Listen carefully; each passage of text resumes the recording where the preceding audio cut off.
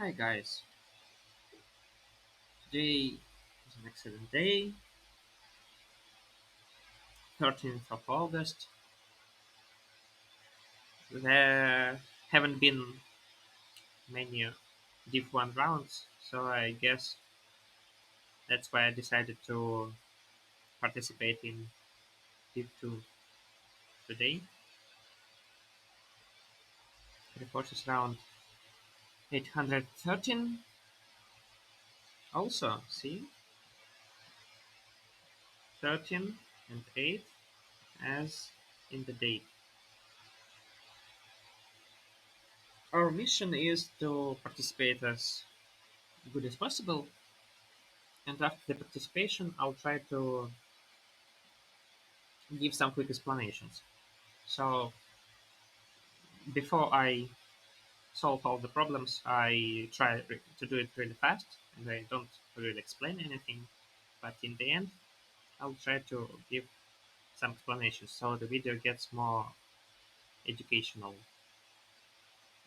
The previous video was also a bit educational, but I didn't really explain much. So, for example, in problems A and B, I simply wrote the code and that's all. I didn't explain thoroughly what was going on. So for people who had problems with NP, this wasn't really useful. They just saw somebody solving this problem. They can as well open the standings, open tourist solution of A, and look at it, look through it. Not very long, but still, I mean, it's not very educative. One cannot understand what's going on without proper explanation.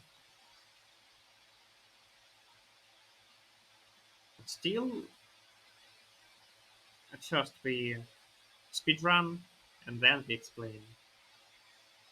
So let's start.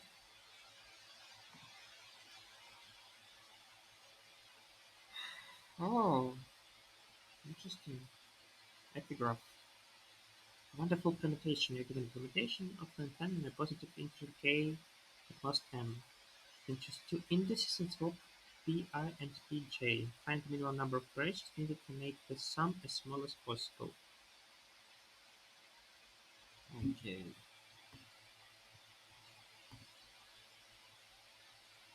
Firstly, we read n and k. Then we is there t? Yes, there is a t.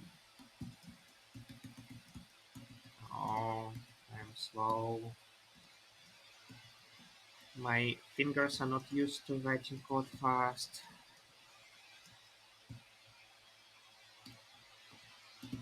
Okay, we read it. Now we take this and we simply count the number of elements here that that are greater than k, and after that, just out.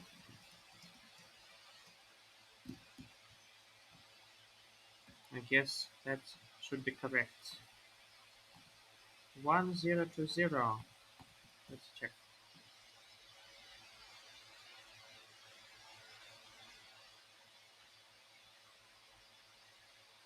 Something's wrong happening here. Why? Why did it stop?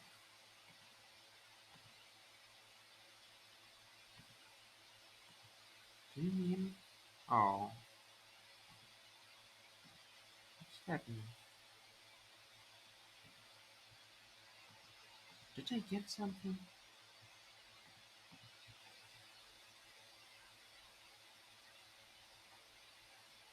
Oh, there is no on PC for some reason. I'm not prepared. It's just pitiful. It's just pitiful. Okay, 1020. We're submitting the text. What's happening? Where is it? here. No, it's not here. Okay, this starts to go bad very soon.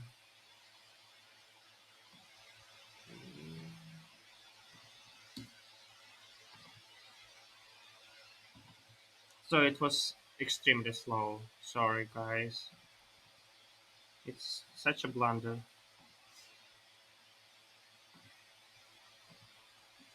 Given a positive integer n, find an implementation such that LCM is as large as possible. Isn't it? As large as possible.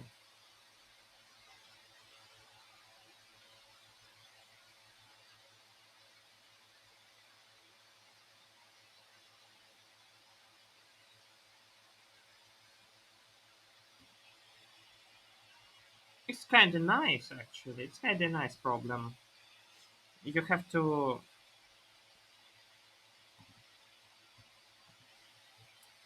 very little time to explain you, but kinda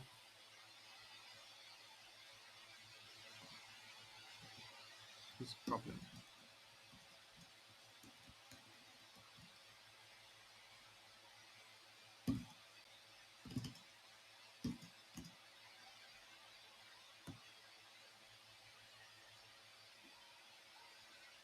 Mm.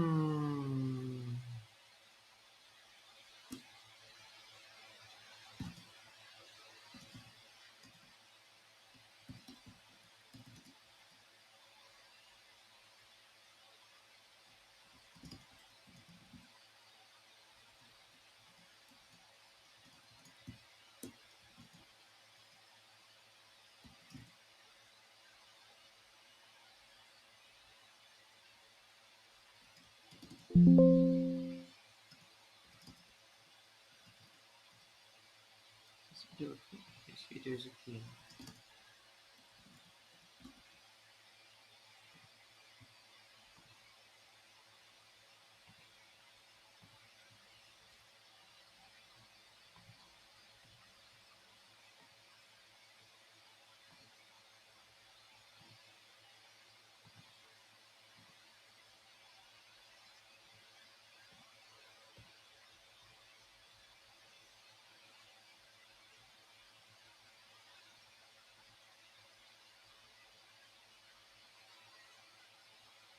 Fine.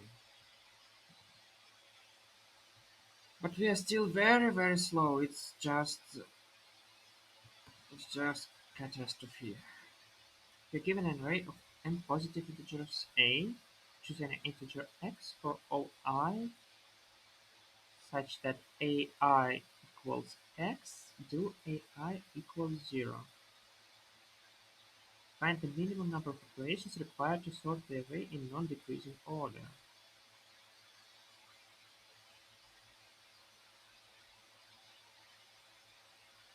Okay, so what we have to do is to go from left to the right and do the separations while we have to.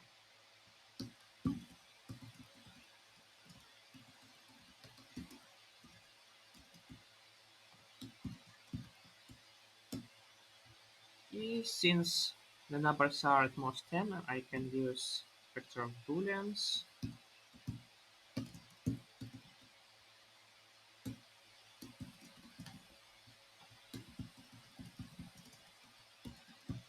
So if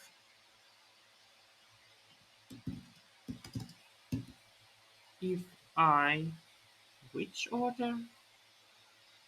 Non-decreasing. So if I is at least L,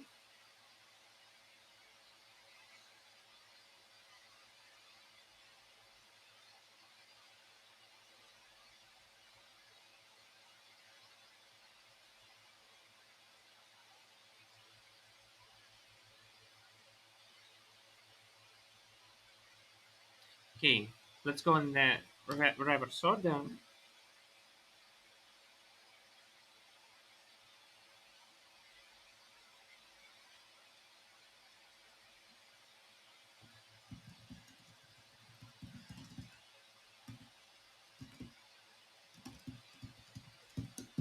So if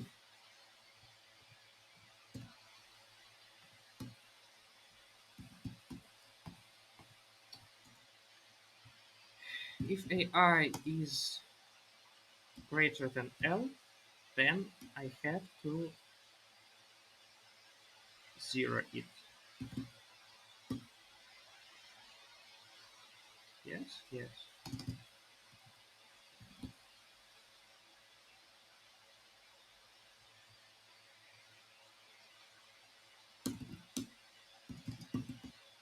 And then we go through the array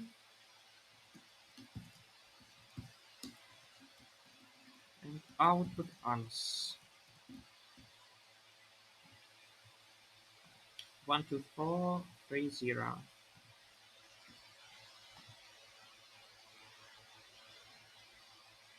It's incorrect.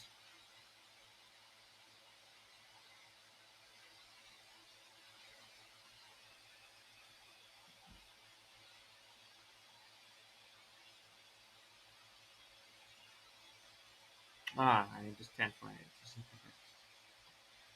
So we don't have the right to go in this order. So it should be two pointers.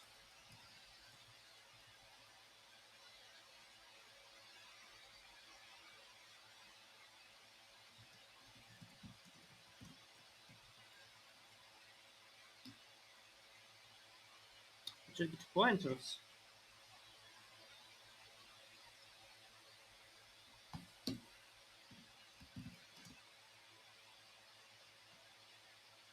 So if BAI, then we simply ignore it. We don't do anything. Just plus plus ans. Else, we have to check whether the sequence is non-decreasing. It is non-decreasing if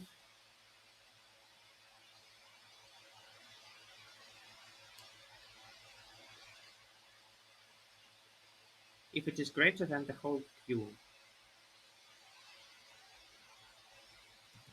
So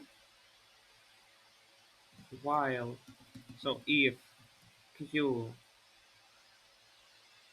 is not empty and queue dot front is greater than AI, then we have to clear the queue.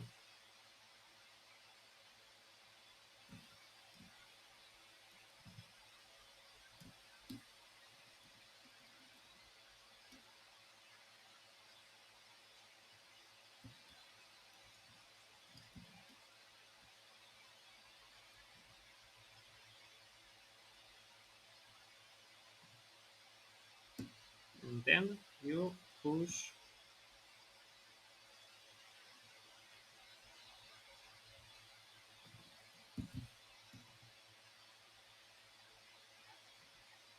ans. No, not ans. AI.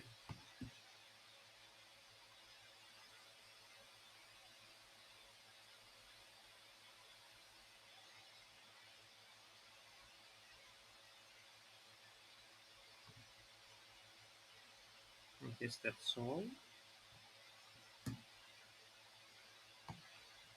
12430. Again, there is an issue. What's happening? I'm really slow, guys. I'm really slow.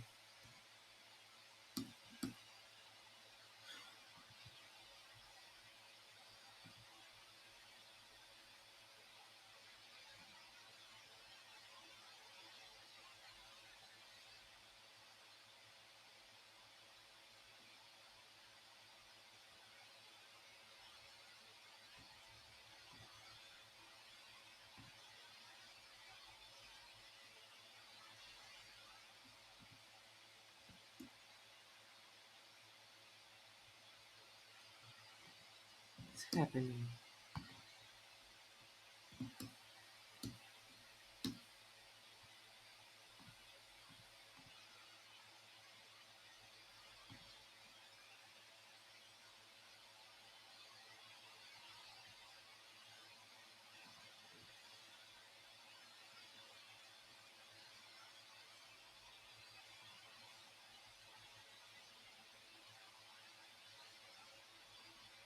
So arms is 2, isn't it?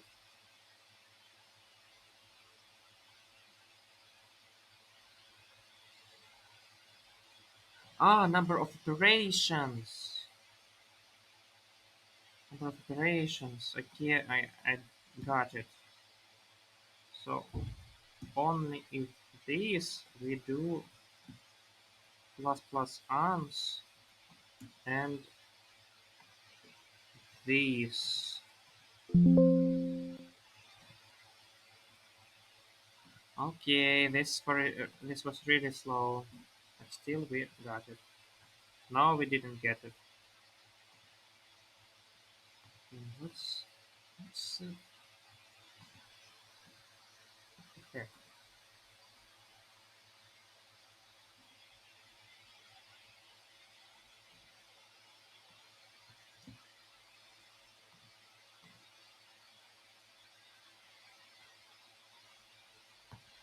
Again, something's wrong.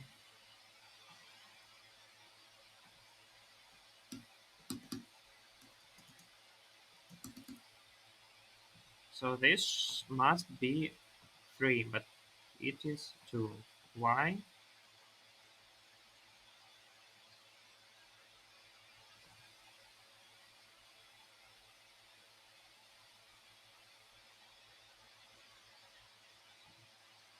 Ah, else we have to do it again. Ah,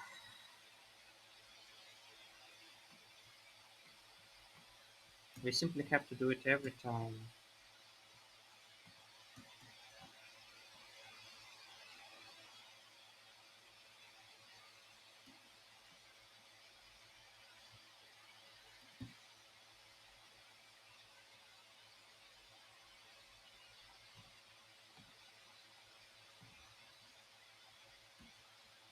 So this took an infinite amount of time, but actually we have done it. We have finally done it. And I have, I guess, 500th place,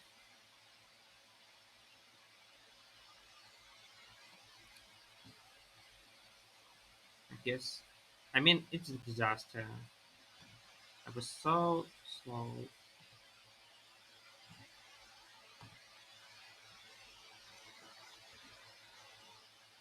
Negative and positive integers is a gift. Fell down. Ah, it fell down on you from the sky. So the positive integer k can apply the following operation for k times.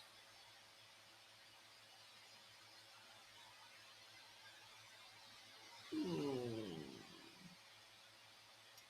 Build a complete and directed weighted graph with n vertices, where edge LR has weight minimum on the sub subarray. You have to find the maximum possible diameter of the resulting graph.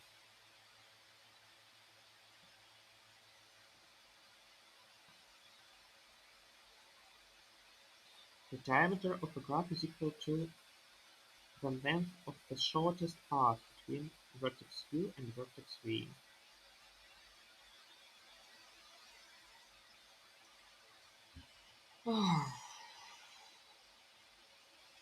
It's actually interesting. Maybe we will even have to draw. So, we have several vertices. What is the diameter of this graph? It's an interesting question.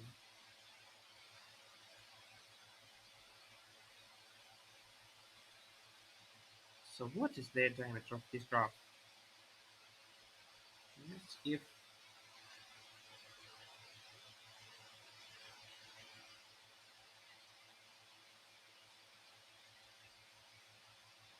so the distance between these three vertices is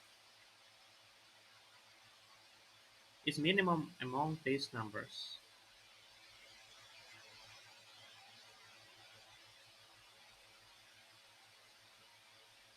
So let's take the minimum number, example a m. In this case, all vertices that are here and all vertices that are here, they all have distance at most am. So any two vertices are at the distance at most 2 am, because one can go, for example, between these two vertices. You just go here and then you go here. So all distances are at most 2 am. And is this the correct number? It is the correct number if and only if all the numbers ai are at most 2. If there is a number,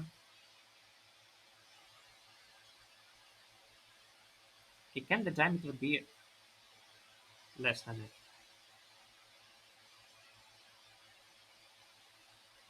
Assume that there is Assume that there are two numbers that are greater than 2 am. So again, the diameter is at most 2 am. So we're interested whether it is exact number. And if we use at least two edges, then it is exact. But maybe we can use one edge and get the less number. So the problem is whether there are two numbers ai and ai plus first such that they are both at least 2 am. And that's what we want to check.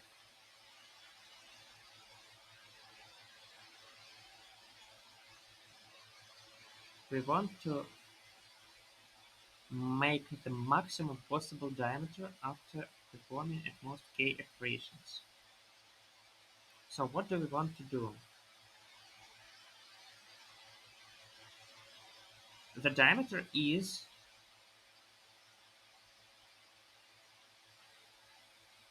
minimum among these two numbers. So just minimum of the array times 2 and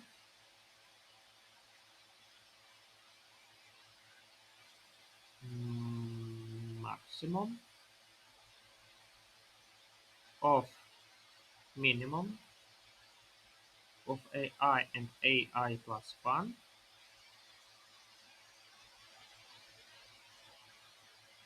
over this array.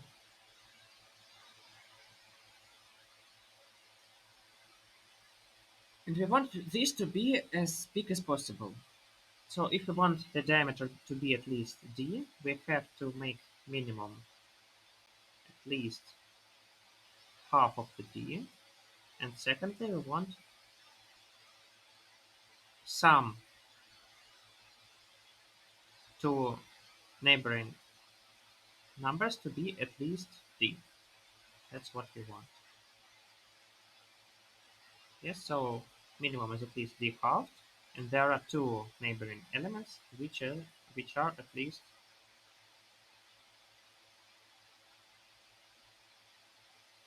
d.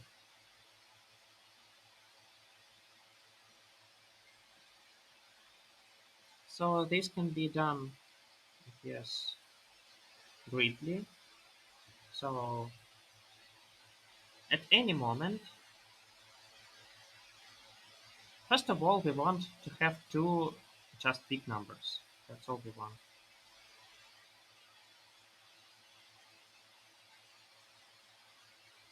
So our strategy is as follows. We just take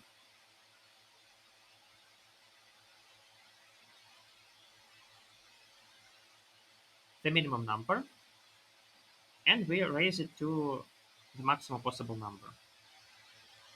Okay. After that, we then again take the minimum number and raise it. Assume that we have only one operation left. What can we do then? We also have to guarantee that there are at least So the last one operation can be not as I said, but just changing any element.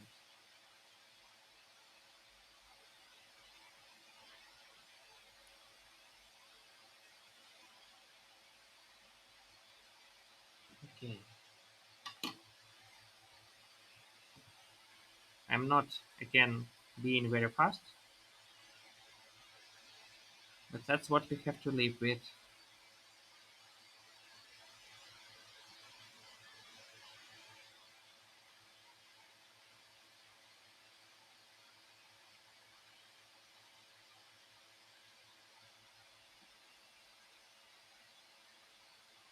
So n minus 1 operations are just making minimums the maximum possible number d, and the last one operation can be anything at all. Okay, and we just check that. First we try all minimums, and then we try not all minimums. Right, not minimums, minima. The plural is minima. Okay, firstly we read n and k, n and k. Then we read the array a. Let's Okay, well, that's what I do next. I sort the numbers.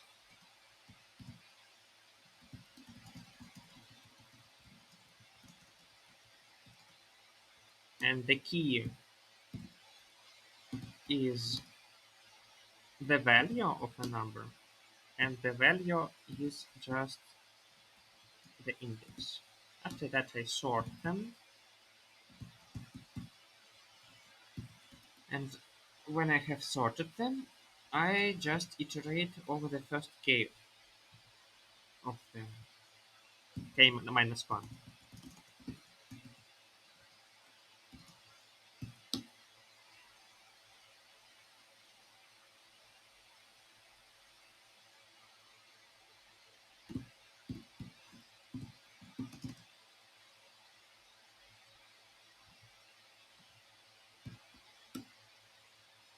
Fine. What do I do next? I want to find the maximum possible answer after that.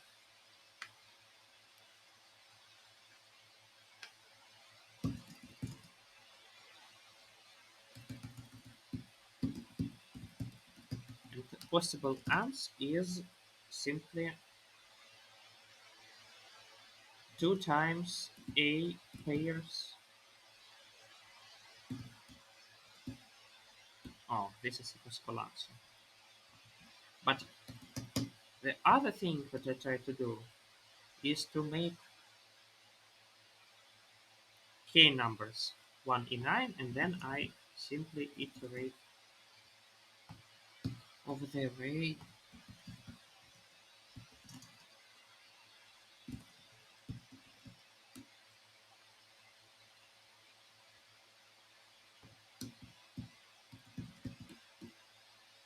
So I am trying to find this number.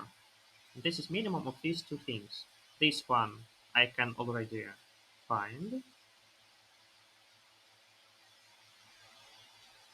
and this one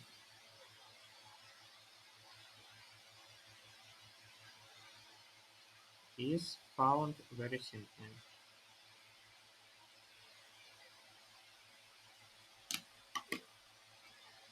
but still a minimum.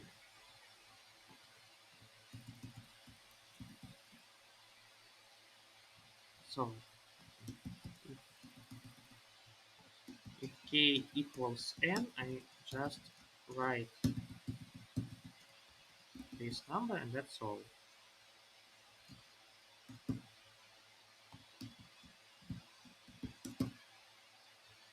So this is not the case.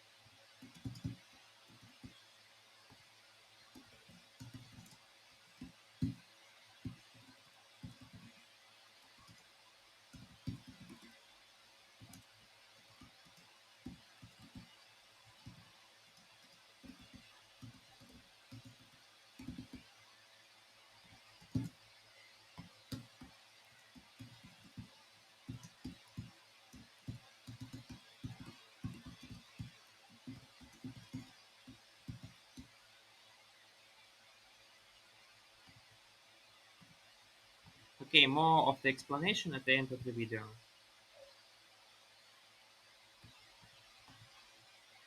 For 168, 10, infinity, or again, wrong answer. But due to this feature, we can copy the test easily. So, what happened? I say that the answer is 10, but actually answer is not 10. Actually, the answer is 9. But why did I say 10? Why did I say 10? Because it's 2 times 5. But why?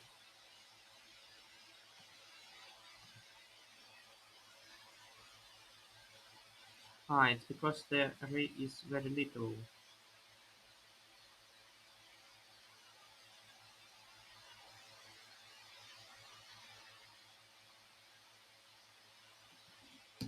Okay, let's do some strange things. Why is it 9? Why is it 9? Just what happened here?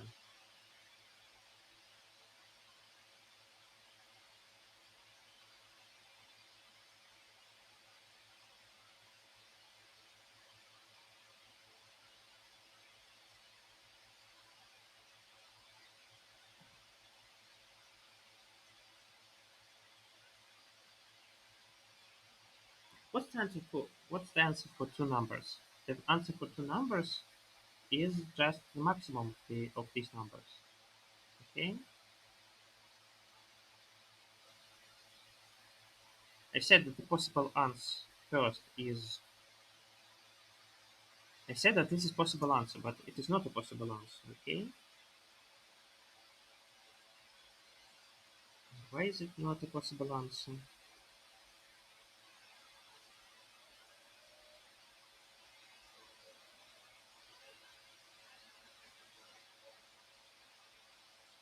It's not a possible answer.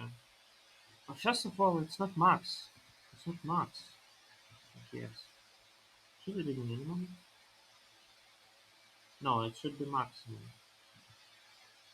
Okay, what I did incorrectly is I incorrectly calculated.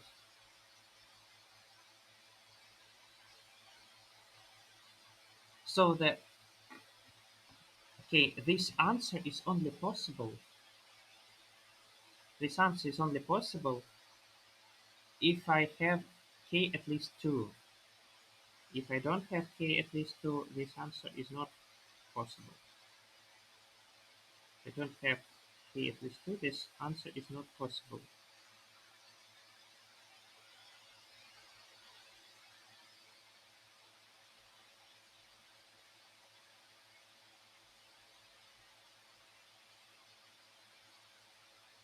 Okay, and if this answer is not possible, then I just have to, what I have to do? I have to take the greatest number and put this right after it.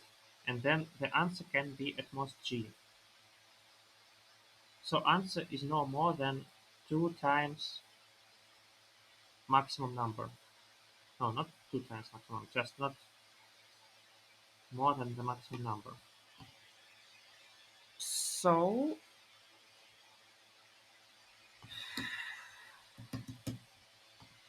if k equals 1, then I go through the array.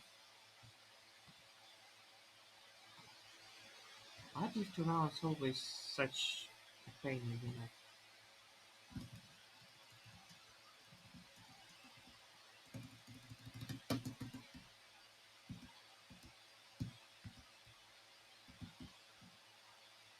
Max element of whole A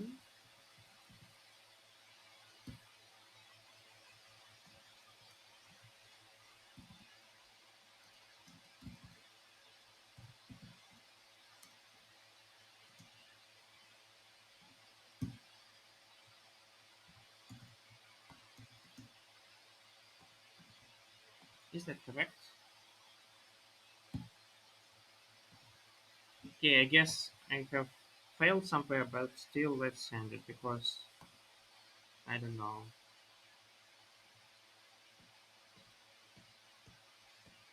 I believe in myself. It was a wrong decision. It was a wrong decision.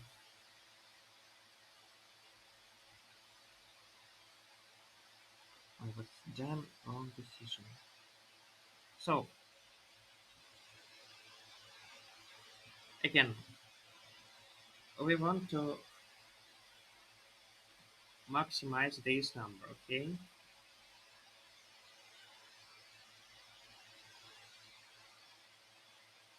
Okay. So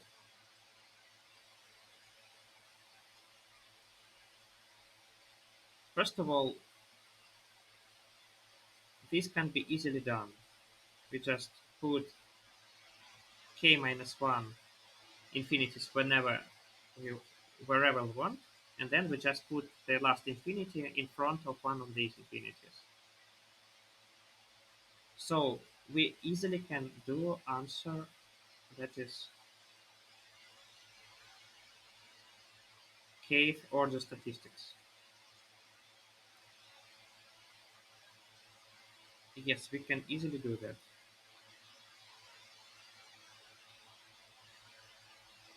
No, we can't do that. We can do minimum. We can do it if k is at least 2. Okay?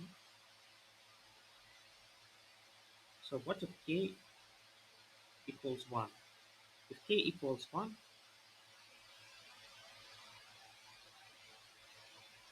then we can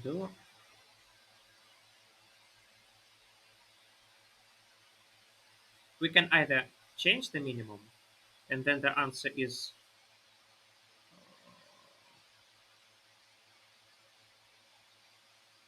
ah, I don't do it correctly. I don't do it correctly. Yes. So in case of k equals 1, I don't do it correctly. Let's just fix k equals 1 case. Okay. So I can change my minimum, but if I change my minimum, some awful things happen.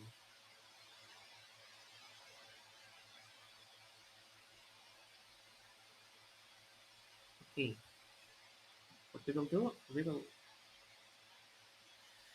Damn.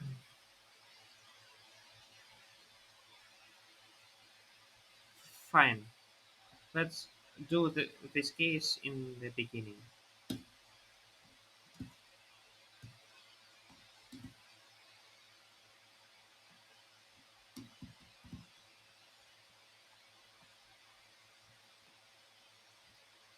So how do we consider this case? If k equals 1, we first take the maximum among the pairs of two adjacent numbers. This is what we do.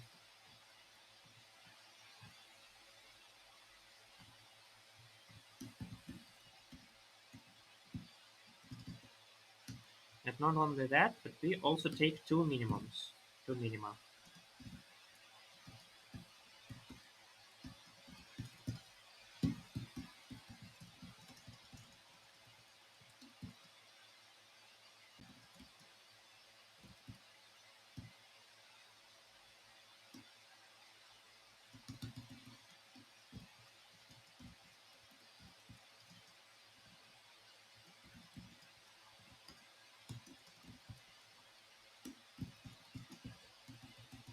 Okay, and then we say that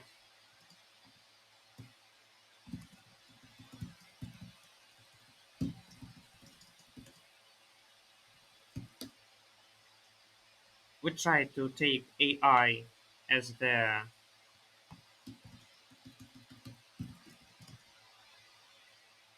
what happened? Okay, these are just Visual Studio things. Yes, yes.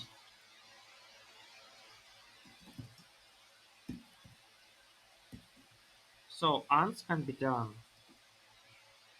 maximum of ans. Firstly, if AI equals min 1, then ans is maximum of ans and let's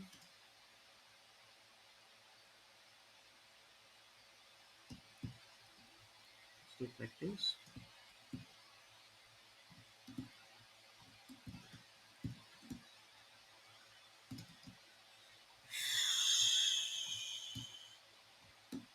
So new ans equals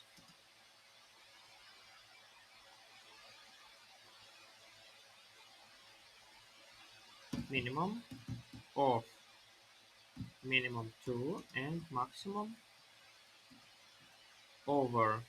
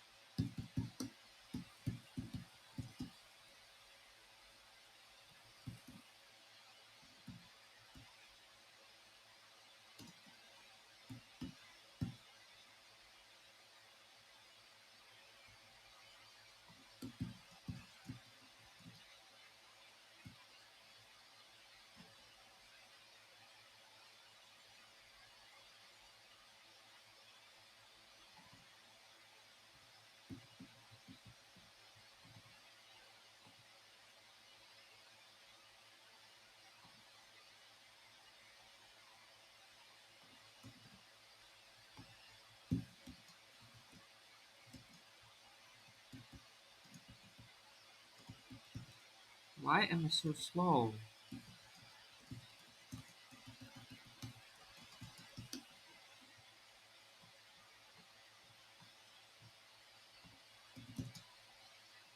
In the pairs and then minimum of min 2 and maximum of new pairs and max pairs. Else new ans is minimum among these two numbers.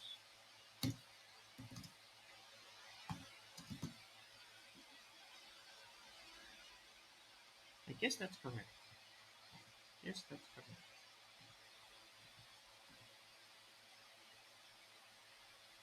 Ah, I didn't shout it.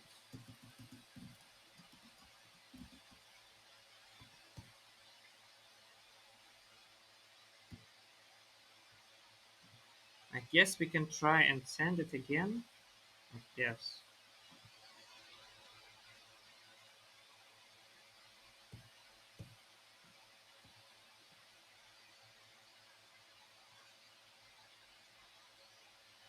Again, wrong answer to 6. I didn't have wrong answer. I haven't had wrong answers for a long time. So, as you can see, these are very rare and actually, usually this happened when I just was sure that it won't go into the limits, and I was sure that it was not a correct answer. J equals 1. What happened with it? Okay, let's check one by one all the parts of our solution.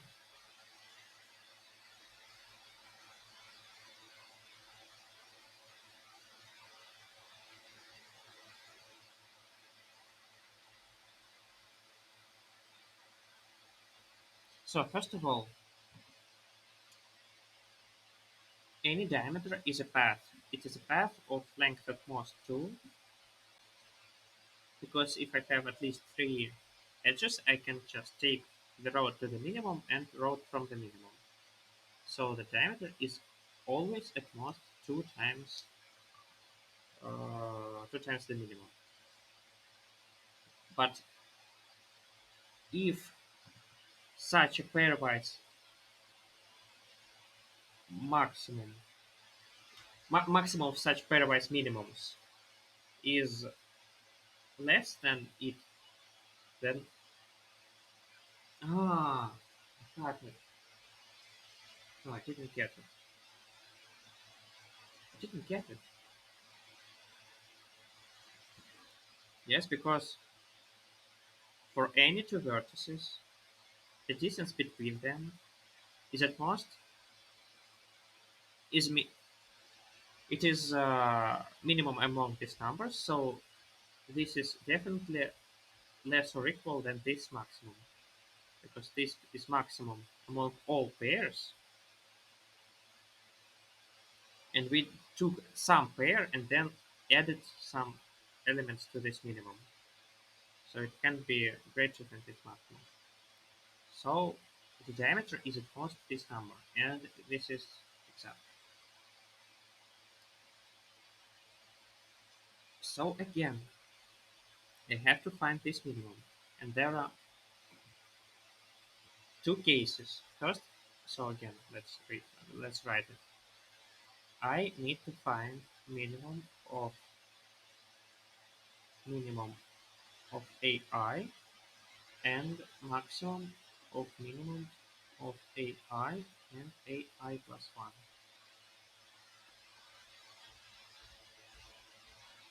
First case is k equals 1. In this case,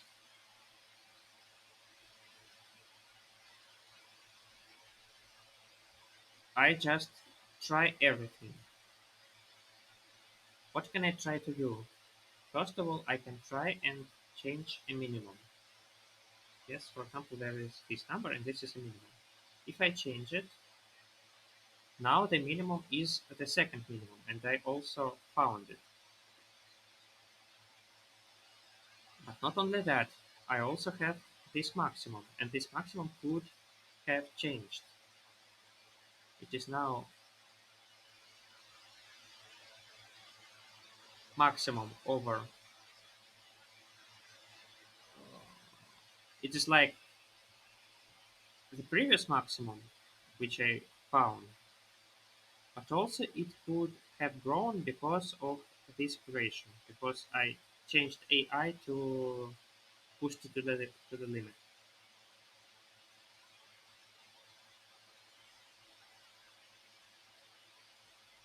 Yes. Okay, this is not correct. This is correct. Okay, so in this case, and all this pairwise stuff, this, and the possible maximum possible answer in the initial array. And if I didn't touch this minimum, then it is minimum of min 1 times 2 actually. Okay, right, times 2. Yes, I will times 2. 2 times minimum 2, and also this maximum, which could also have changed. So I guess k equals 1 is considered. After that, we say that k can be any number. Let's look at the maximum possible answer. Let's look at the maximum possible answer. And first, let's assume that we touched uh, A1, A2, etc., AK. These are just order statistics. Should I have understood? Oh, it's okay. Let's choose some order statistics, A1, etc., AK, and let's assume that we maximized them. In this case, the only key thing I have to do is to calculate the answer after that. Did I do it? I did it. So I pushed this.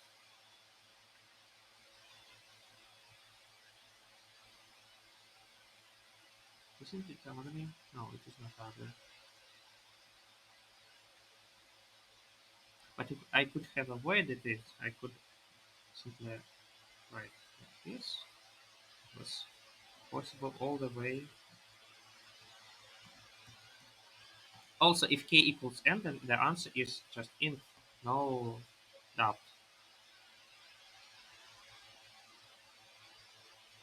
Fine. So k is at least 2. I say that the possible answer is this one. Why do I say it? I say it because I can change these numbers except the AK, and after that I just take any number next to one of these and also maximize it. Then this thing instantly becomes infinite. So I just look at this, and this is 2 times AK. So I can make answer like this. And moreover, if I don't touch all these numbers, then I have to have answer at most this. So the second case is I touched all these numbers and made them maximums. I did it. Here it is, I did it. And when I did it, it should be in. And when I did it, what is the answer? It is at most the next minimum, but after all, I have to also do this.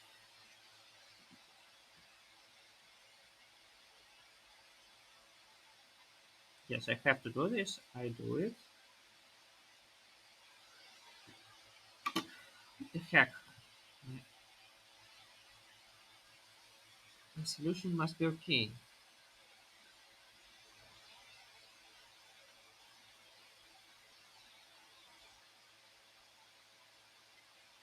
You have to find the maximum possible diameter of the resulting graph after performing at most three operations.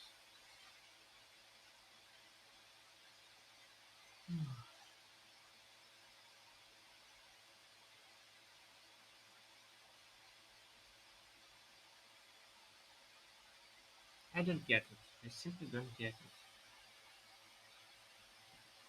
So let's prove this statement. I want to prove that in such a graph, the diameter is equal to minimum of 2 times minimum of the whole array and maximum of minimums of two of pairs of adjacent elements. Yes, so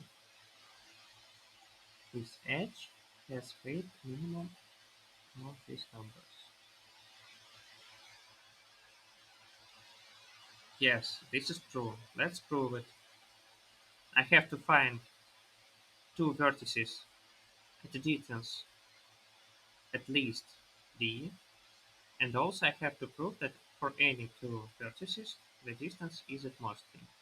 Let's prove the first thing. I take two vertices and I want to prove that the distance is at most d. To prove it, I have to prove that this is at most 2 times this minimum and this is at most this maximum. This is at most 2 times minimum because I can take this minimum and I can take this path of length 2, jump here and then jump here. This is at most this because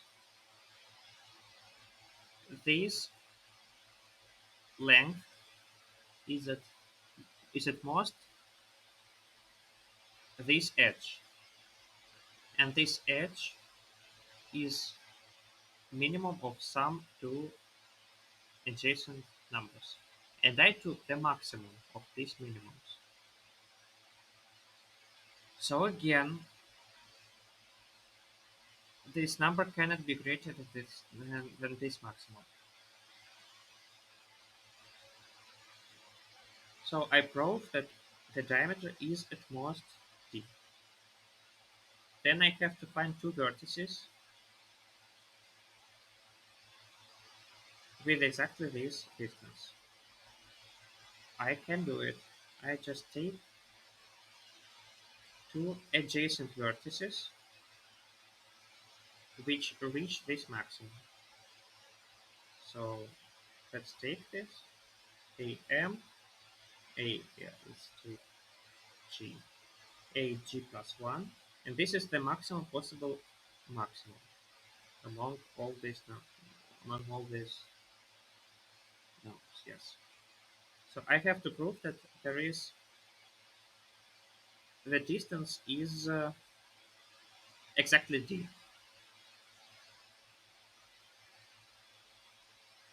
or at least d. To prove that it is at least d, you have to prove that it is either greater than this or equal, or greater or equal than this.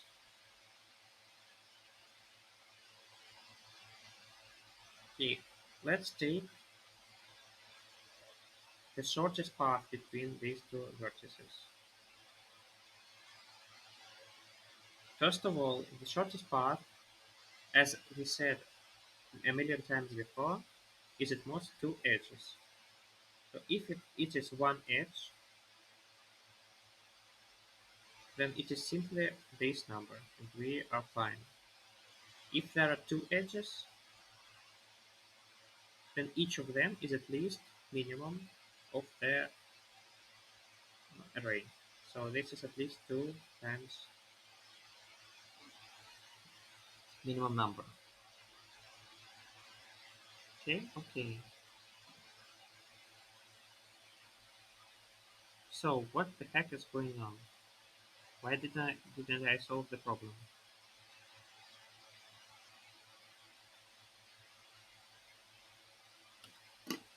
Oh, maybe because this I is reduced, but I don't think that's the case. I don't think that's the case.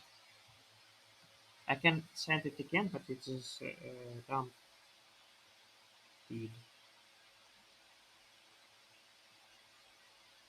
Let a if k equals 1, I find the answer by simply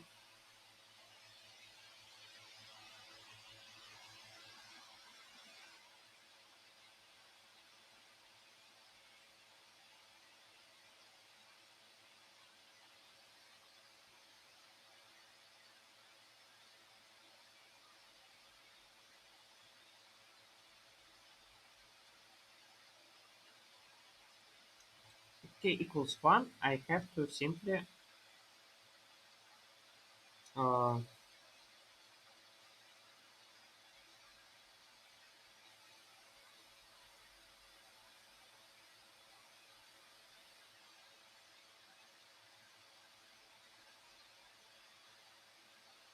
just try each number. Right? If k equals 1, then I try each number. What don't I get here?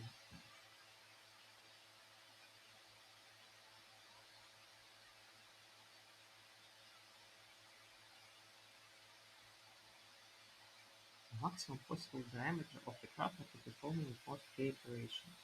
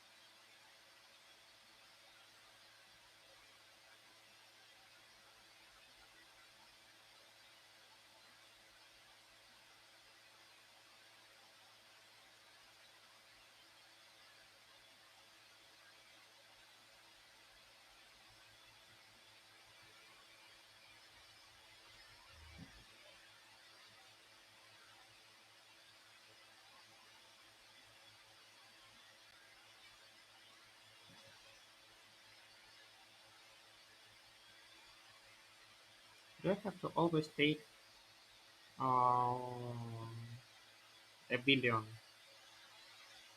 I guess yes, because if I increase this number, I increase some edges and I increase the diameter. I can decrease it. Oh, did someone also get stuck? No, they solved these problems very easily. So I'm just an idiot. Sad thing to know, but still. Oh, Trumax also has some issues, but he is wrong in test 2.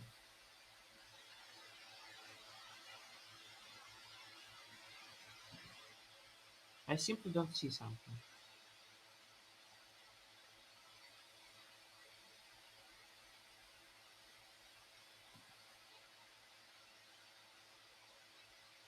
I simply don't see something.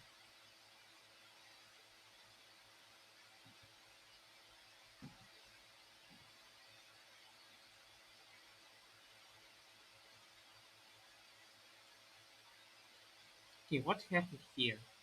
Assuming that k is not 1 and not n. In this case, what did I do?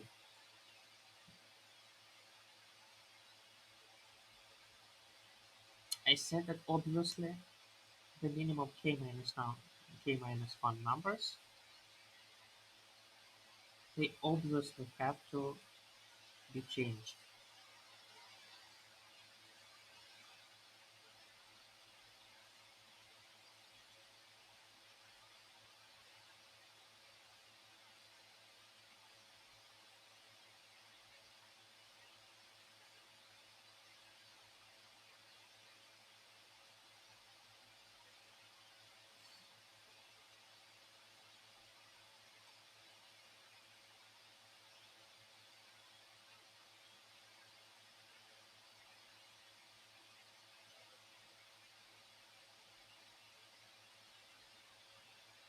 Let's repeat what we were discussing.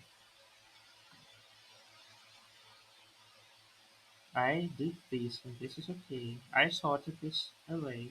That's also okay.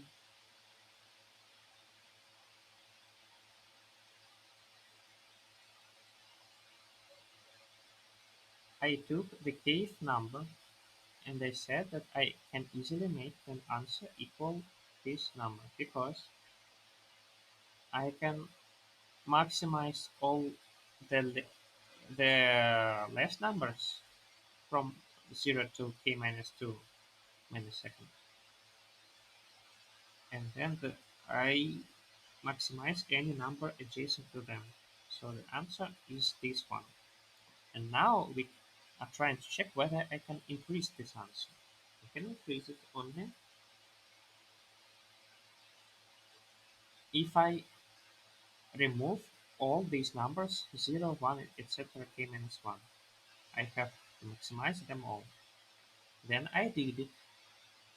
Here it is. I made them all to infinity.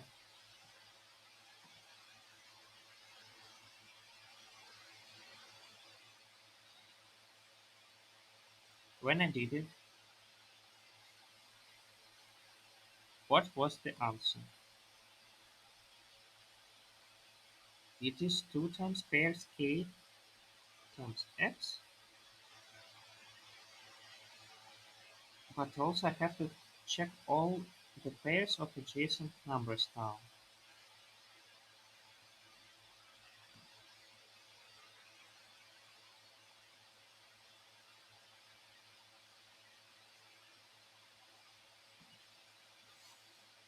I don't know.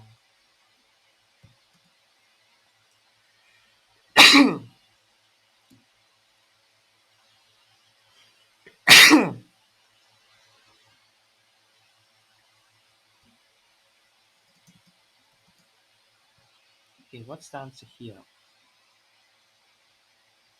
Oh, I don't see. It's 2. Yes, it's 2. What is the answer here? The answer here is 120. Why? Because I can take these three numbers,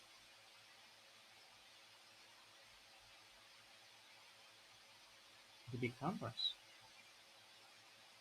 So if I, in this case, okay, let's try this one.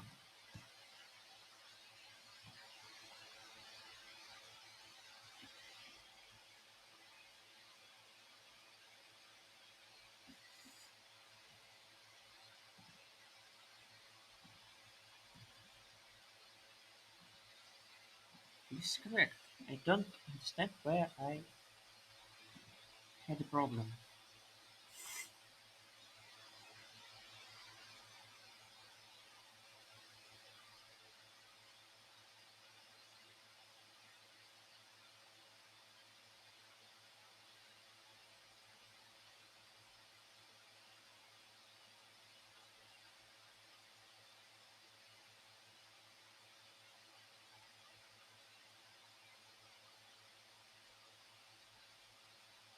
I hate this problem.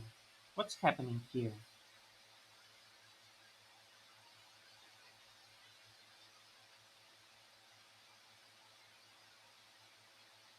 I mean, what's really happening here?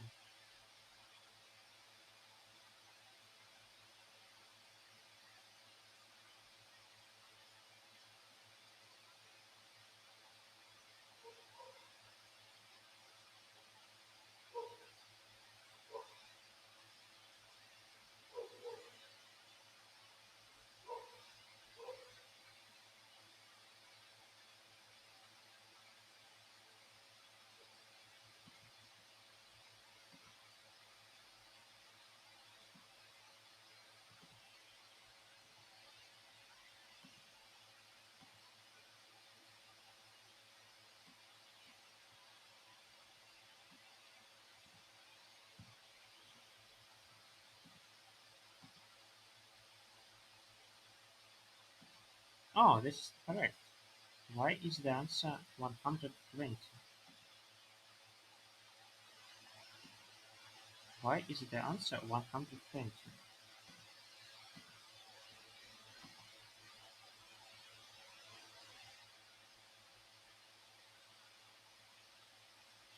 Ah,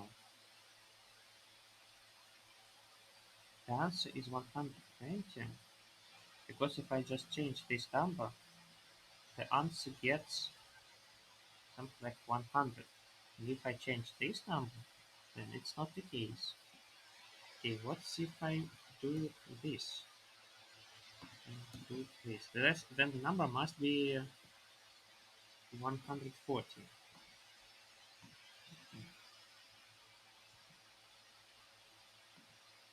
Yes, it is 140. But now, can it be done even greater? I guess no.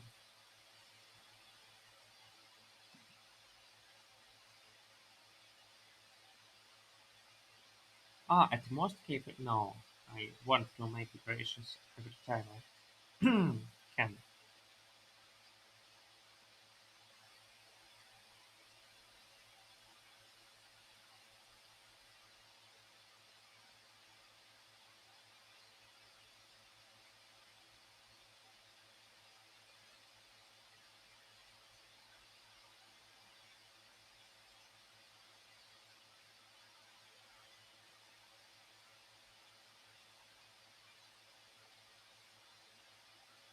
It's so beautiful.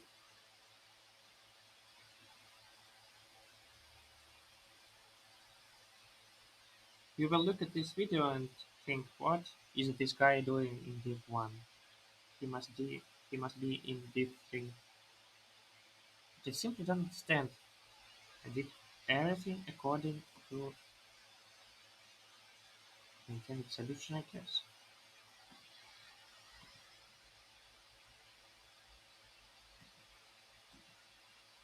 Do many people have problems with this problem?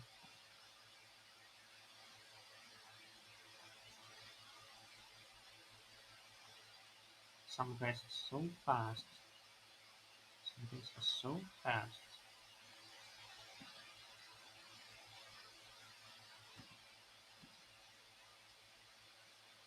I understand. Is something wrong with me? I don't get it.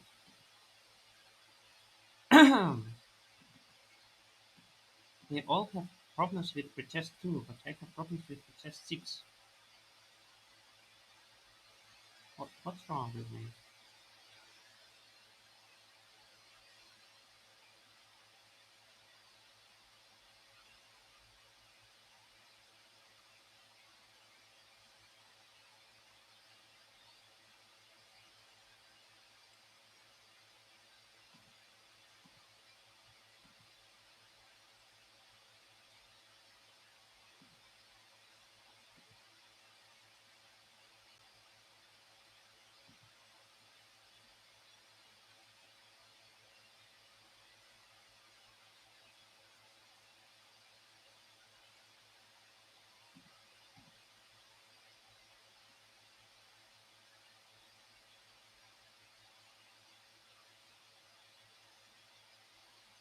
What did I do wrong? What did I do wrong?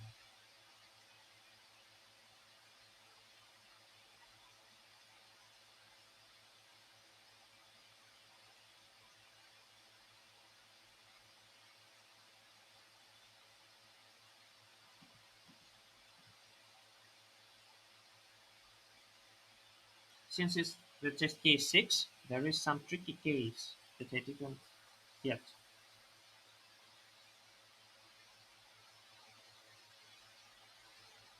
There is some tricky case.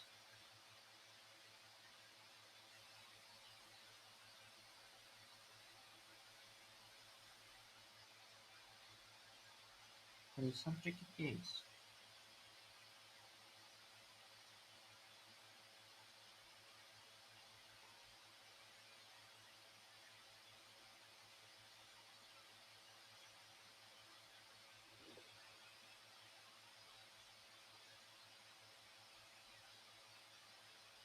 There is some tricky case. There is some tricky case.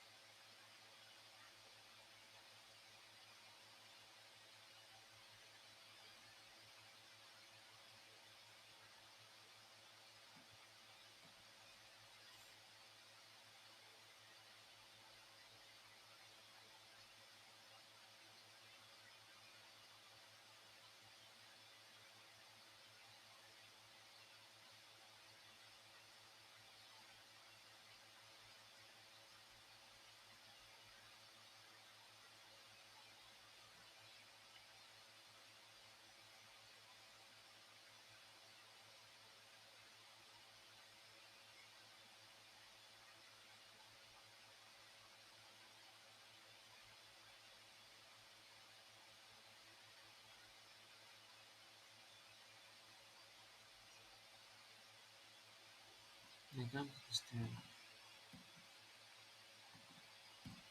cannot change anything, but still, what's going on?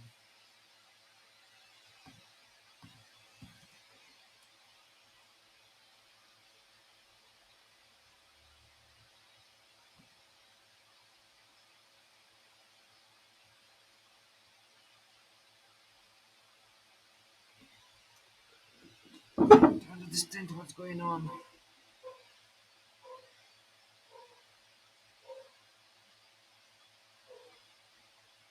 Okay, let's do some crazy stuff. Let's just, I don't know.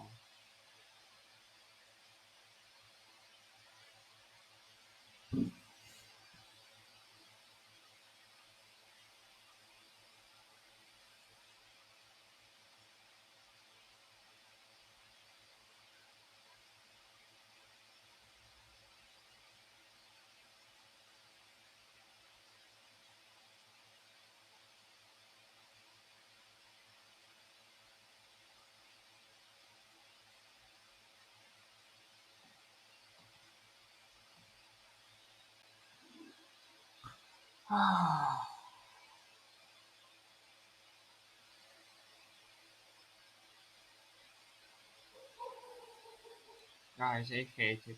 I simply hate it with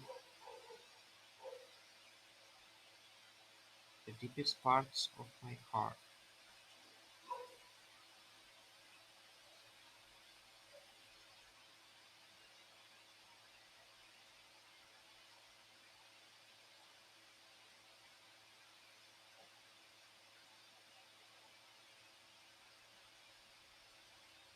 I despise this problem. What's happening? Did I forget to multiply by 2 somewhere or what? Why should something like this happen? Possible answer is 2 times number, 2 times number. Is it infinite here?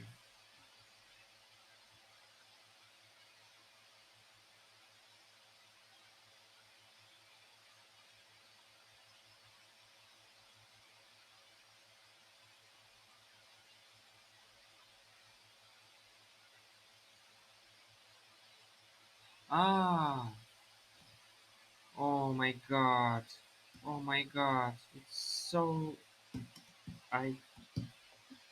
Okay, this is fine. This is fine. We all have done some mistakes in our lives. This happens. This happens. This happens. Everything is fine. Everything is fine. I don't hate this problem. It taught us a lesson. Yes.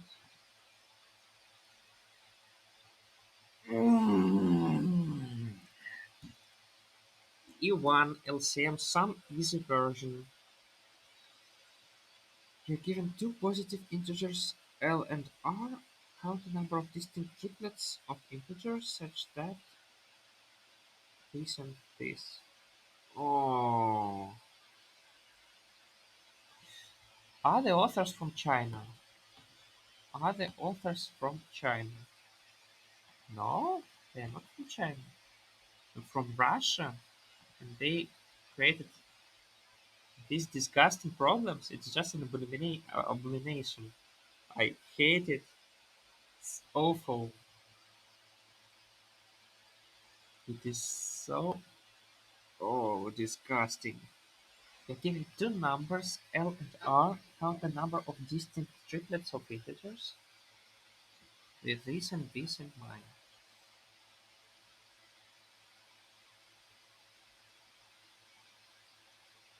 So we have a segment, and we want to find the triplets of different numbers such that their LCM is at least their sum. This is not. This shouldn't be very hard. Okay, what do we have to do? Number of triplets with this thing.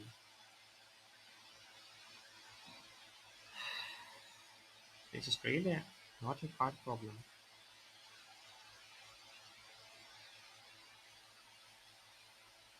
So this is at least, at least or greater, at least I plus j plus k. I think we can all agree that usually it is simply greater. Let's count these numbers when it is less than I plus j plus k. And then we just, if this is a, then we just count r minus l.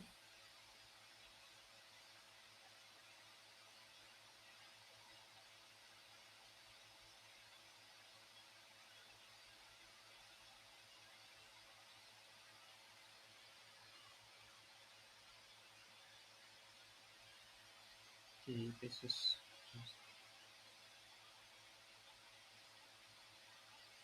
this times this times this divided by 6 minus 8. This is the answer. Fine. And we want to count this number. So if LCM ijk is at least 3k, then we are done. Then we are simply done because this is obviously greater than I plus j plus k. So LCM ijk has to be either k or 2k. And we will count these through options. So first of all, okay, I don't want to erase it, so let's write here. The first case, its k is divisible by I and k is divisible by j. This is Russian notations. Russian notation. Usually they write like this, but get used to this designation. It's also correct. It's popular in Russia. So k is divisible by I and k is divisible by j. So then, how do we calculate this? It's not that hard. It's not that hard. You just take k. Ah, actually, let's merge these two cases. So we just want 2k be divisible by I and by j. That's all that we want. And this is the criterion.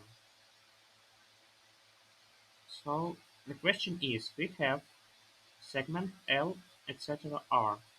Find the number of triplets I, j, k such that 2k is divisible by I and by j. That's all. And the numbers, we have to do it fast because we have to do it fast. The distance between all L and R might be big. Fine. So, so how do we solve such a problem?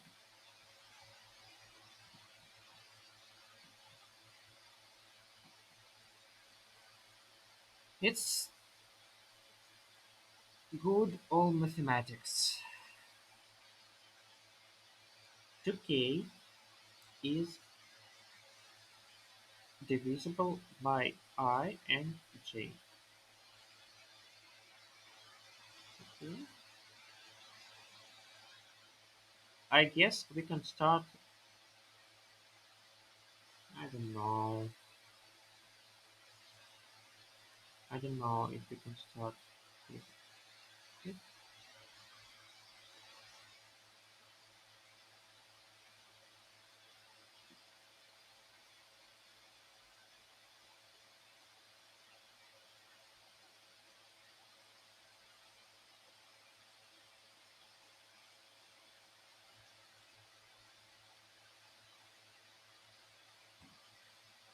It's actually solvable.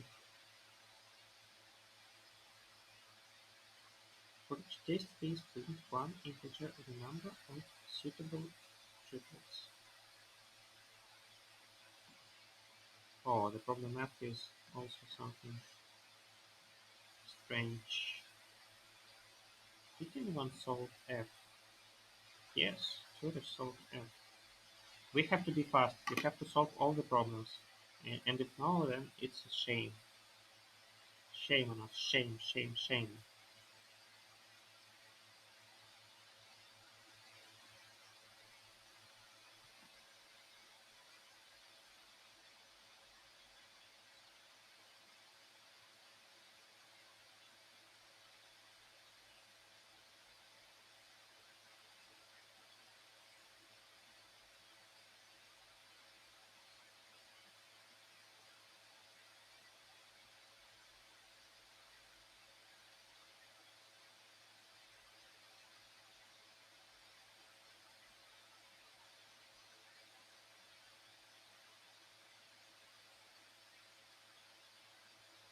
So maybe it's some sort of decomposition.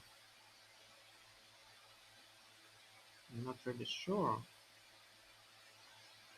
Not really sure what it could be. So 2k is divisible by I and j. Huh?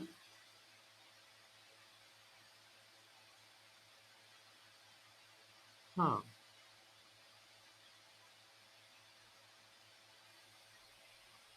Hmm. Oh man.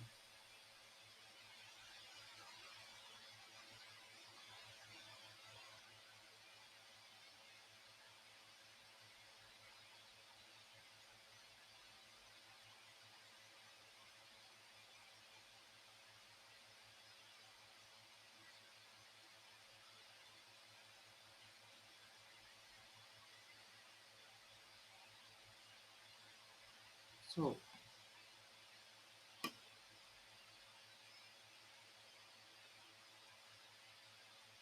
okay, let's firstly solve this problem because it's much easier. It's much easier. It's much easier. What do we do in this problem? We take the number of tests.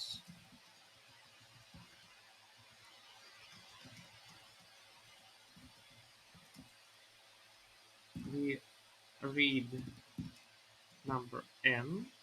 No, we read numbers L and R.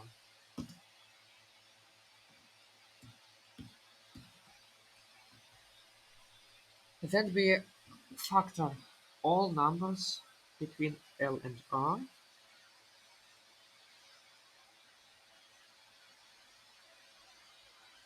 We try to find their number of divisors. Let's just find all divisors of all these numbers. Okay, let's just find all divisors of all these numbers.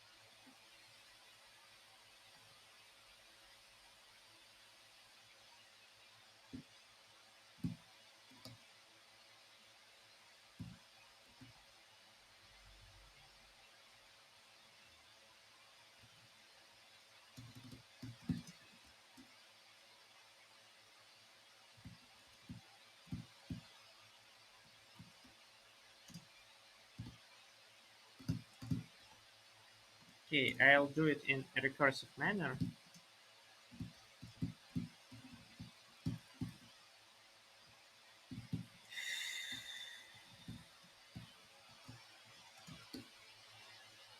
What do I do here? If index is greater than size of v, then we don't do anything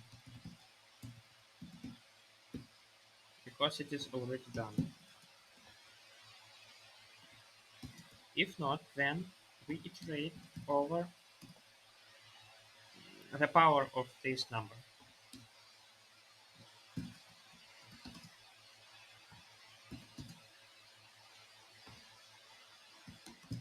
So PV equals 0. PV is not greater than V index second.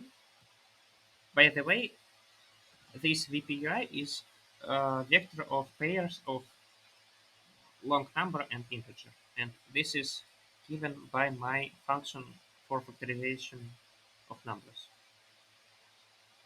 So I factorize the number. And if PV, so first of all, fill divisors of C, V, index plus 1, and ans.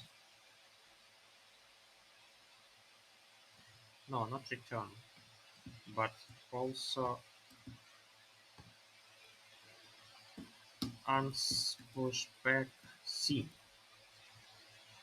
It's like cutting the branch of recursion. Here we C multiply by V index dot x. X is first and Y is second. Okay, we found all the divisors. We can return ans. So now we sort div I whole divide.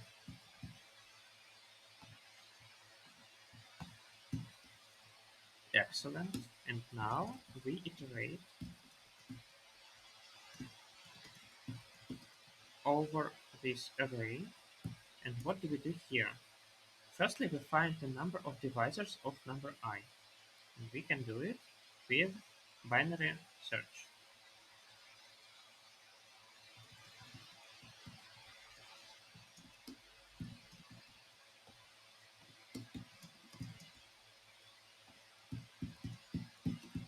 So, how do we do it? We take div of 2 times I and we binary search over it.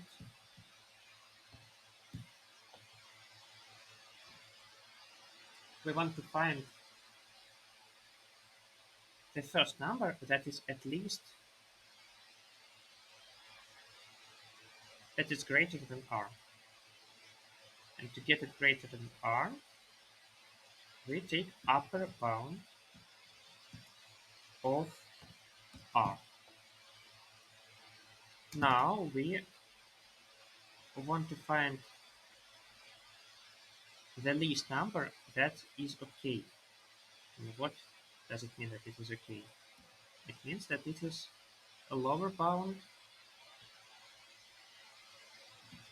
of this array with bound L. This is the number of divisors, and we increase the ans by the number of pairs of these numbers.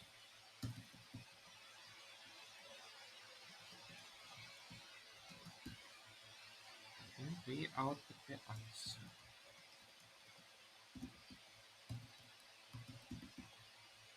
This must be fast, but I'm not sure. It must be fast, but I'm not sure.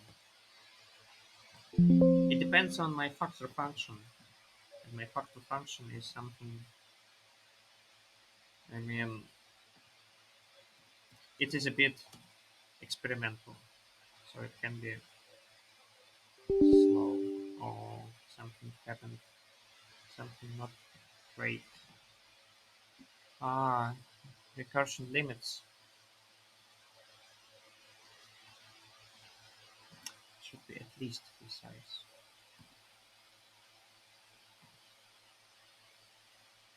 Okay, of course it is slow. Ah, it's not that slow. If I move to release, it will be fast. 10 0. No, it's just rubbish. It's just rubbish. Why is it such a rubbish? For example, 1 4, why isn't answer 3? Why is it 10? Is it funny? Is it funny? I don't see anything funny.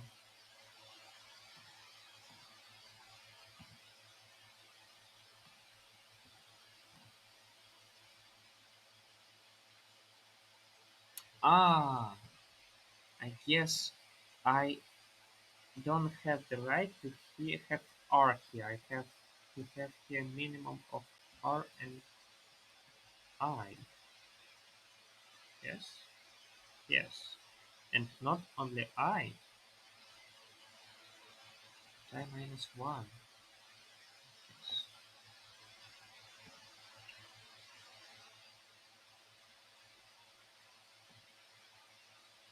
2 0. It's just so random. It just. Ah, I understood. I have to change it. So actually answer is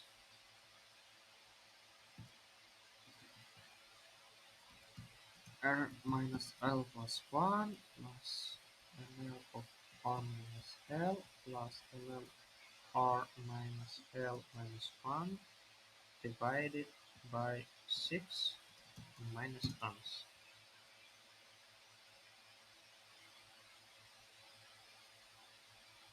Excellent. Oh, not excellent. What is it? What is it?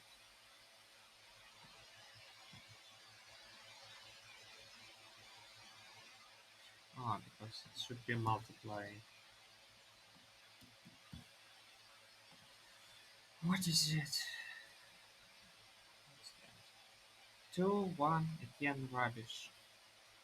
I hate it. What is it? Why can't it disappear? I hate it so much that I have to restart my Visual Studio.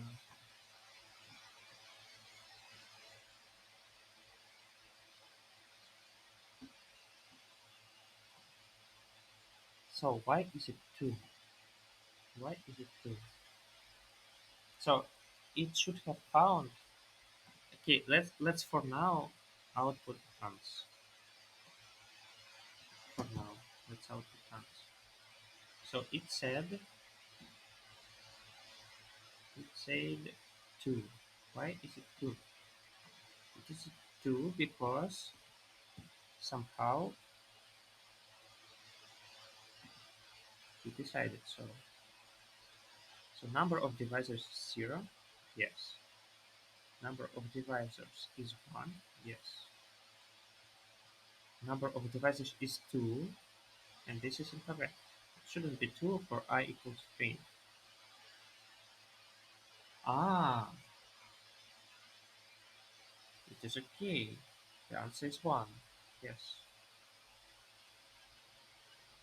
So it's 1 to 3.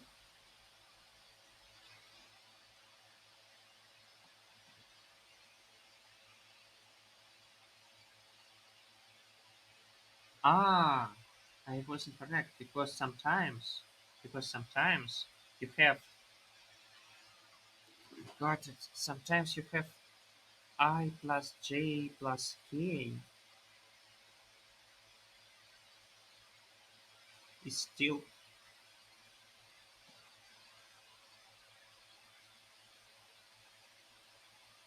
It can be sometimes greater than 2k. So I plus j can sometimes be greater than k. When does it happen? Remember that. So again, we are calculating this number, the number of uh, cases that when this happens. Yes, and I said that 2k is so k is obviously less than I plus j plus k. This is obviously true. But 2k is sometimes, when is it less than I plus j plus k? So again, k should be less than I plus j. But this is not the case because k is, so I and j are divisors of 2k. So I is at most 2k times 4 and j is at most 2k times 3. Okay? Yes. So if this is the case, then I plus j equals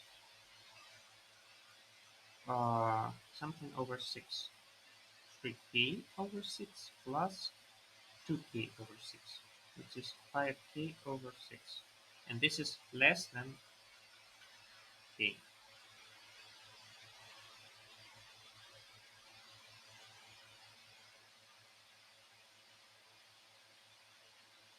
So actually, no, I was wrong. I was wrong. It is not correct. It is 4k over 6. So this is 7k over 6. So there are some cases when this is true, but usually it is not true. Usually k is greater than I plus j, and very rarely we have the opposite thing. So we have to count the number of IJK that are divisors of k and sometimes add this one. Very rarely we have this one.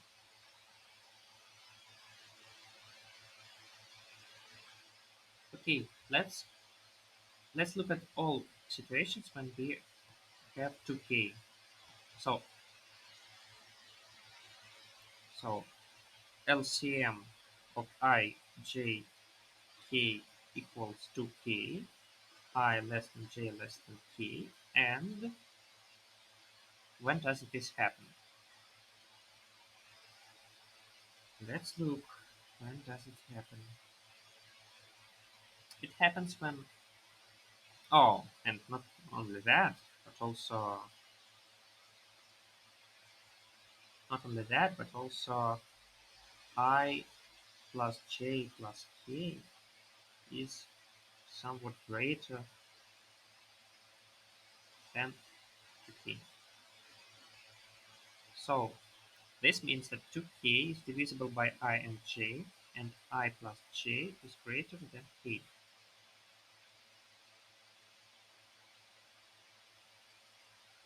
So as I said,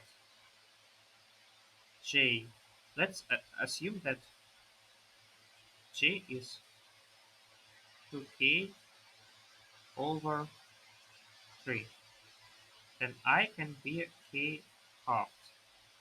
This is the first case. Also j can be 2k over 3, and I can be uh,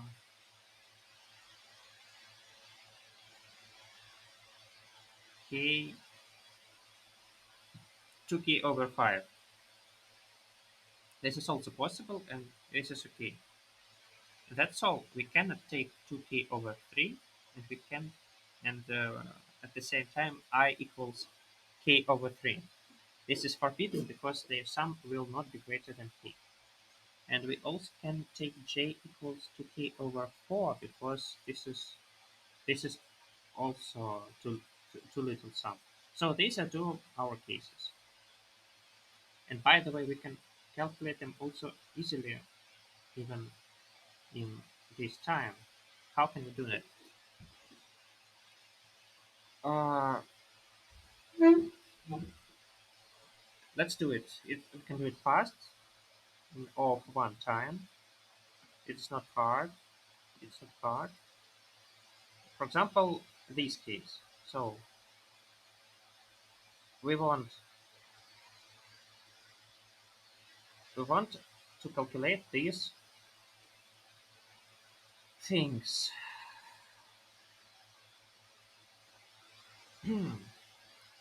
How often does this happen? K has to be divisible by 6. It's the first thing. And also, uh, K has to be at most R, but K has to be at least 2L. Yes? Yes.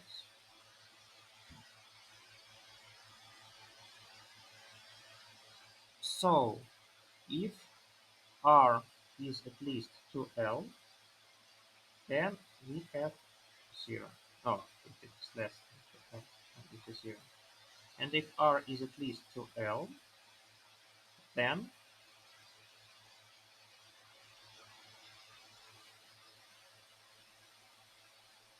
if R is at least 2L,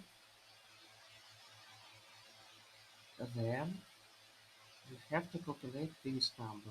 R over 6 minus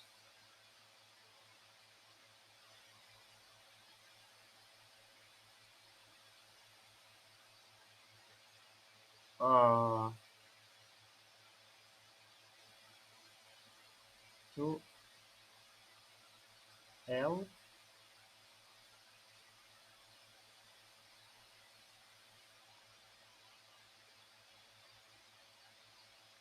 minus L over 3, I guess, and plus 1. So, first of all, we don't do this. We do this. Yes? Yes. And here we don't do this, we do this. We don't look at this minimum, we just take it to be at most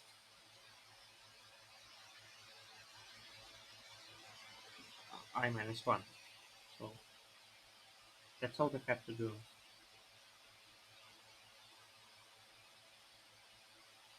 We just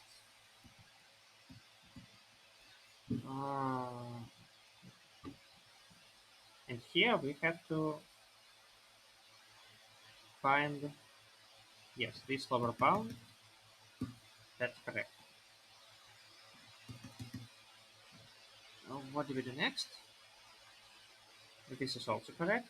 But now I have to remove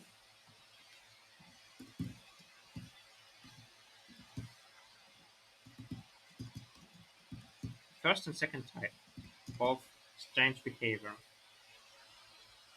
So the first type of strange behavior happens when R is at least 2L.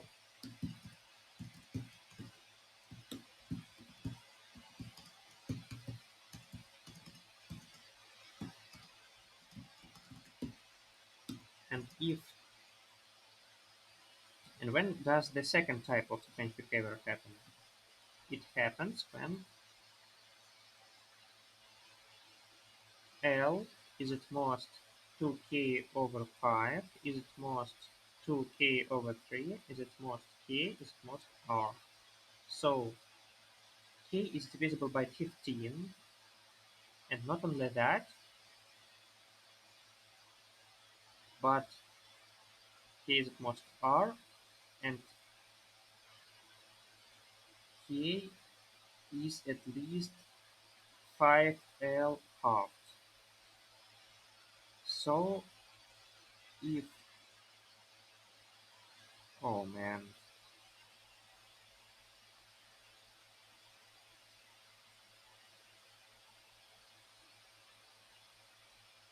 so first of all, we can assume that L is even, because if L is odd, that never helps us.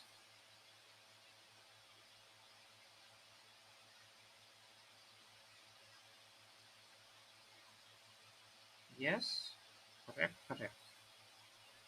So we can assume that L is even. And if L is even, so let's assume that L prime is L half.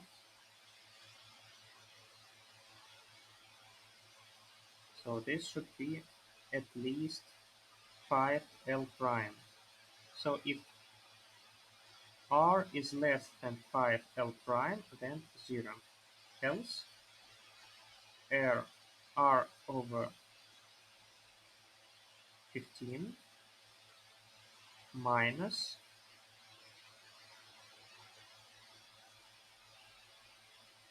hmm,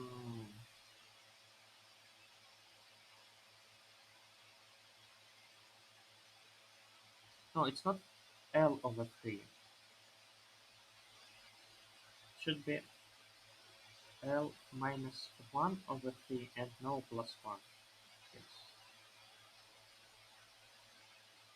So it's like uh, taking sealing. Here we take L prime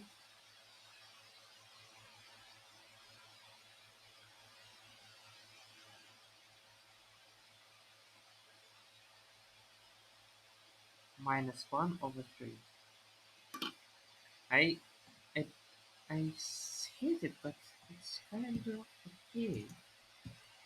So I can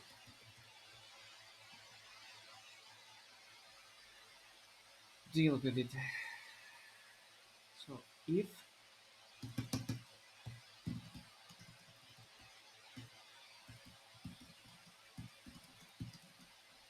if R is at least 5 times L prime, then second type is R over 15 minus L prime minus 1 over 3. And here we also remove first type and second type.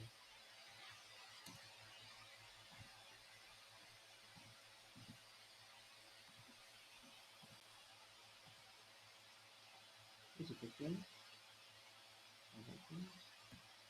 3, 1, giant thing, giant thing, giant thing. Okay, sounds pretty okay. Oh, I was so slow, I was so slow, I was so slow. I hate it. But okay, we passed the tests, and now we have to solve the same problem but fast. Let's try and do it. Do it. Okay, this part is very fast, so it is okay that we do it this way. The only problem is ants. We have to find ants with this cycle, and this cycle is enormous. It takes linear time, and we suck. So now our problem is find, you are given L and R, find number of triples or triplets ijk such that k is divisible by I and k is divisible by j. Nice, nice. Maybe done with some sort of decomposition. Maybe, maybe not. Is it okay for div to e? It's kind of hard.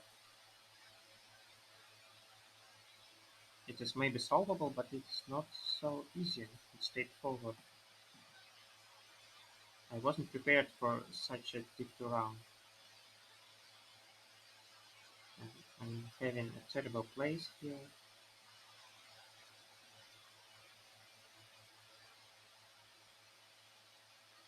Oh, see, I solved it 1 hour later than Tourist. Is it something incredible? Oh.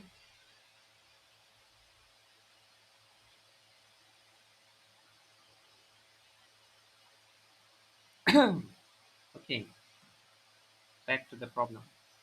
K is divisible by I and J. Yes? Yes. And there are in a segment.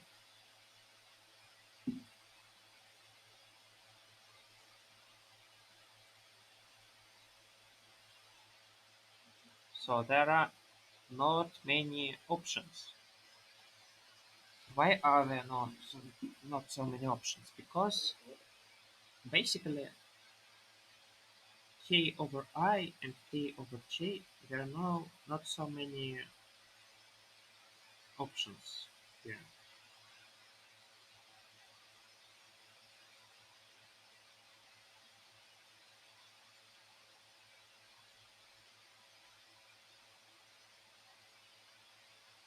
For example, it can be, for example, let's fix that k over I is 2. Okay, no. K over j is 2, for example. What are the options for k over I? There are pretty many, actually. Pretty many.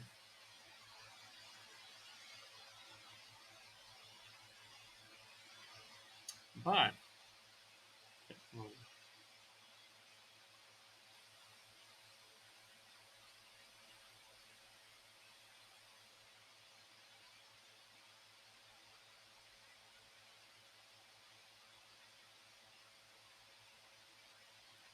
have to find something to iterate over.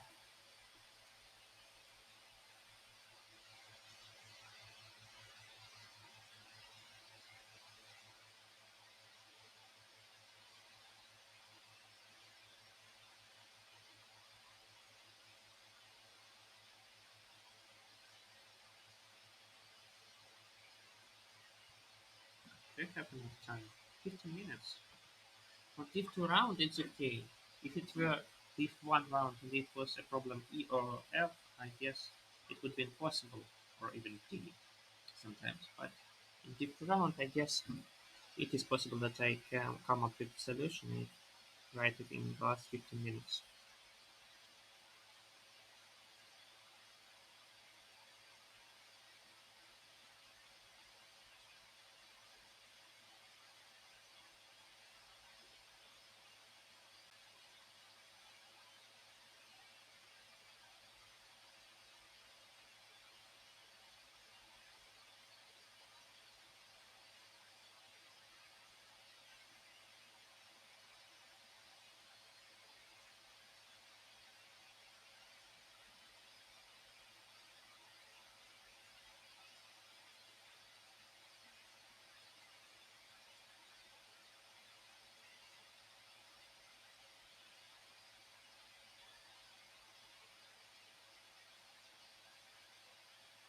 Ah, actually, there is something.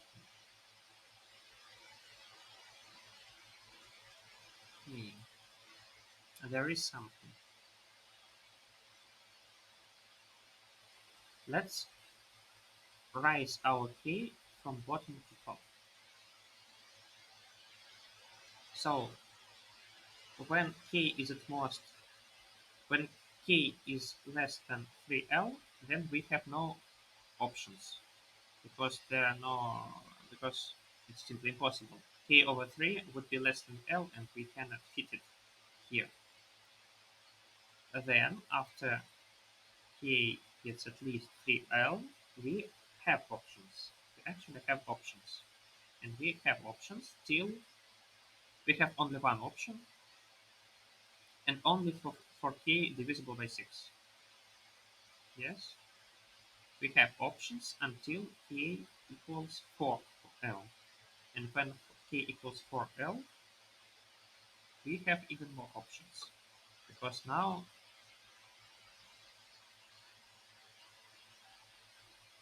mm, so let's consider several pairs. Yes, so let's iterate. Let's call this number x and this number y. Then we know that 1 is at most y is less than y and less than x, and that's all. So let's iterate over little y and x. I don't know, for example, x less than 20 and y less than 20, for example.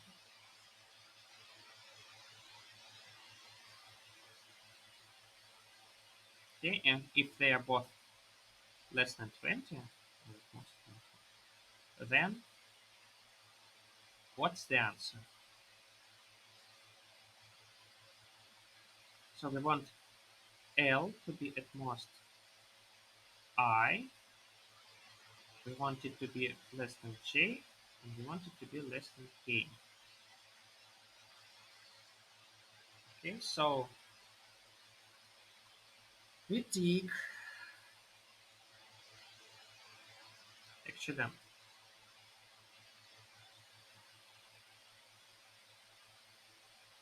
we take LCM of x and y and let it be z, and if it's z, then K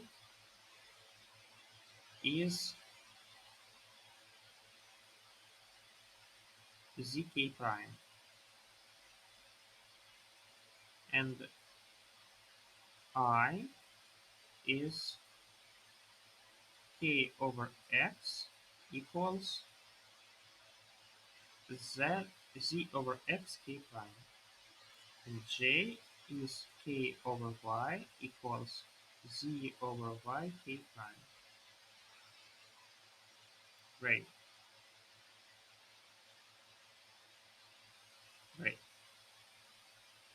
So what do we need here? All we need is that z k prime is at most r, but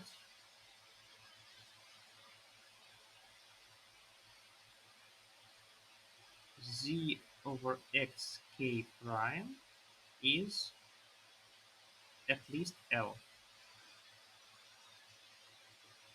Whoa, where do we come here?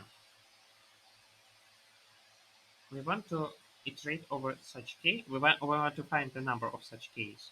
And this obviously gives us that k is at most r over z. And this obviously gives us that k prime is at least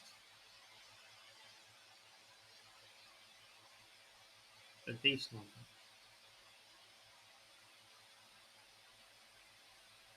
So the answer is r over z over z minus L minus this number.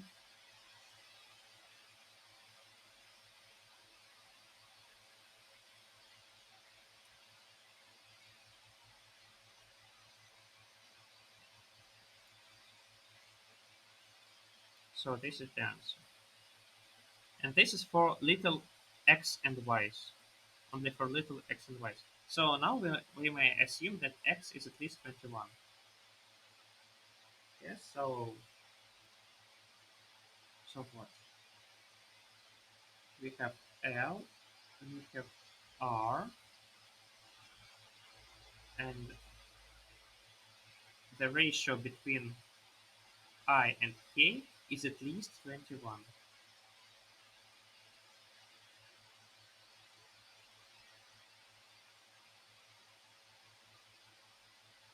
Oh, so what? I don't know what.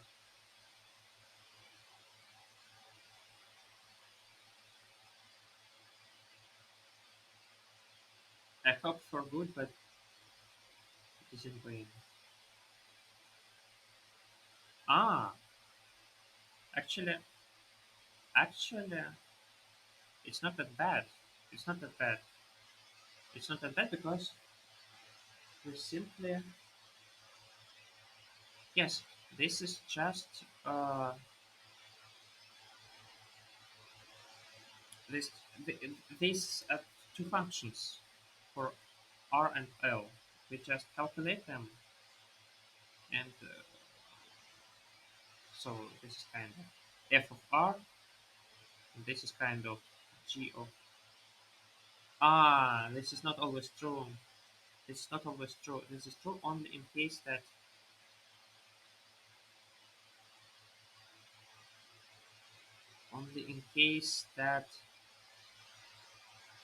R over L is at least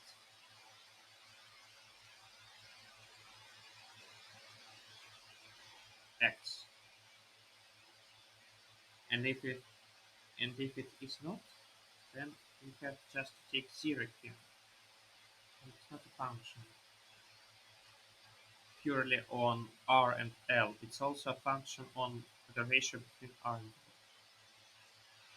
So it's f of R plus j of L, but also this depends on L and this depends on R. So this is not good. I'm tired. I'm actually tired, and I don't want to solve it. Sorry guys. Sorry guys. Or maybe not sorry guys. Maybe I will solve it. But there are only 6 minutes. I don't know what to do. Of course, we can always try to solve it and send the same solution, but you see it will be 10 minutes exceeded. See, 93 people solve so many problems. Were there 93 people?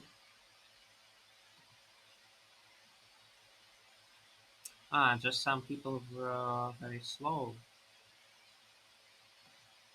Yes. So if we were a bit faster, we could be right here. And that would be okay.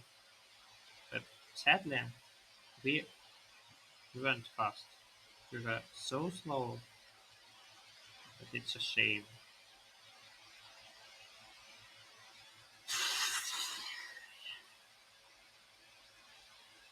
Who's this Ace 5? Who are these people? Ah, Anton Martinov.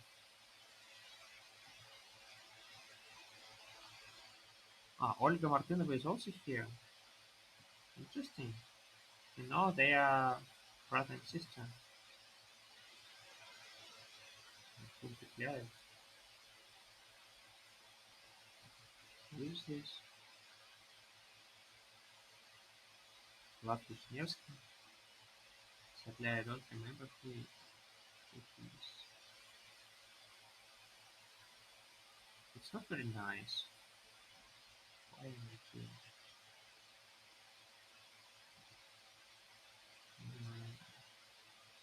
Mr. Yelizarov from Chaplains.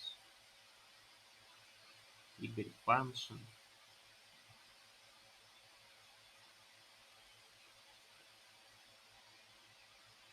Hey, what's wrong with E2?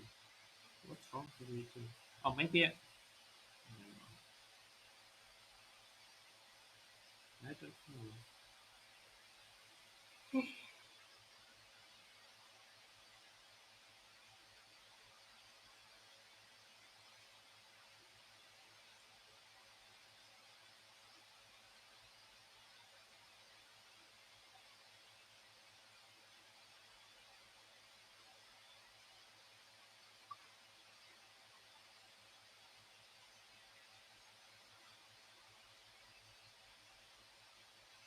Fine. If we don't want to waste our time, let's just go through these problems, and then there will be editorial, and we will explore it. Problem A: wonderful permutation.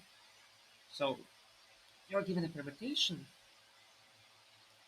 and you can swap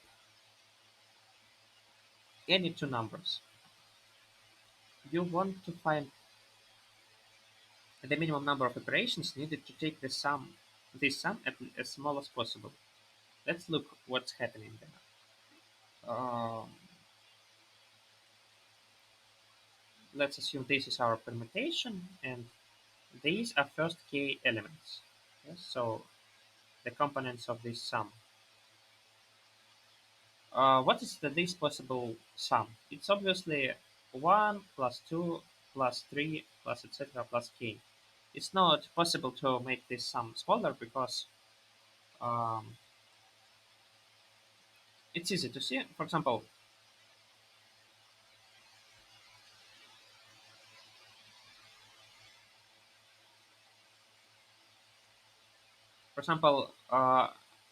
let's take the minimum number here.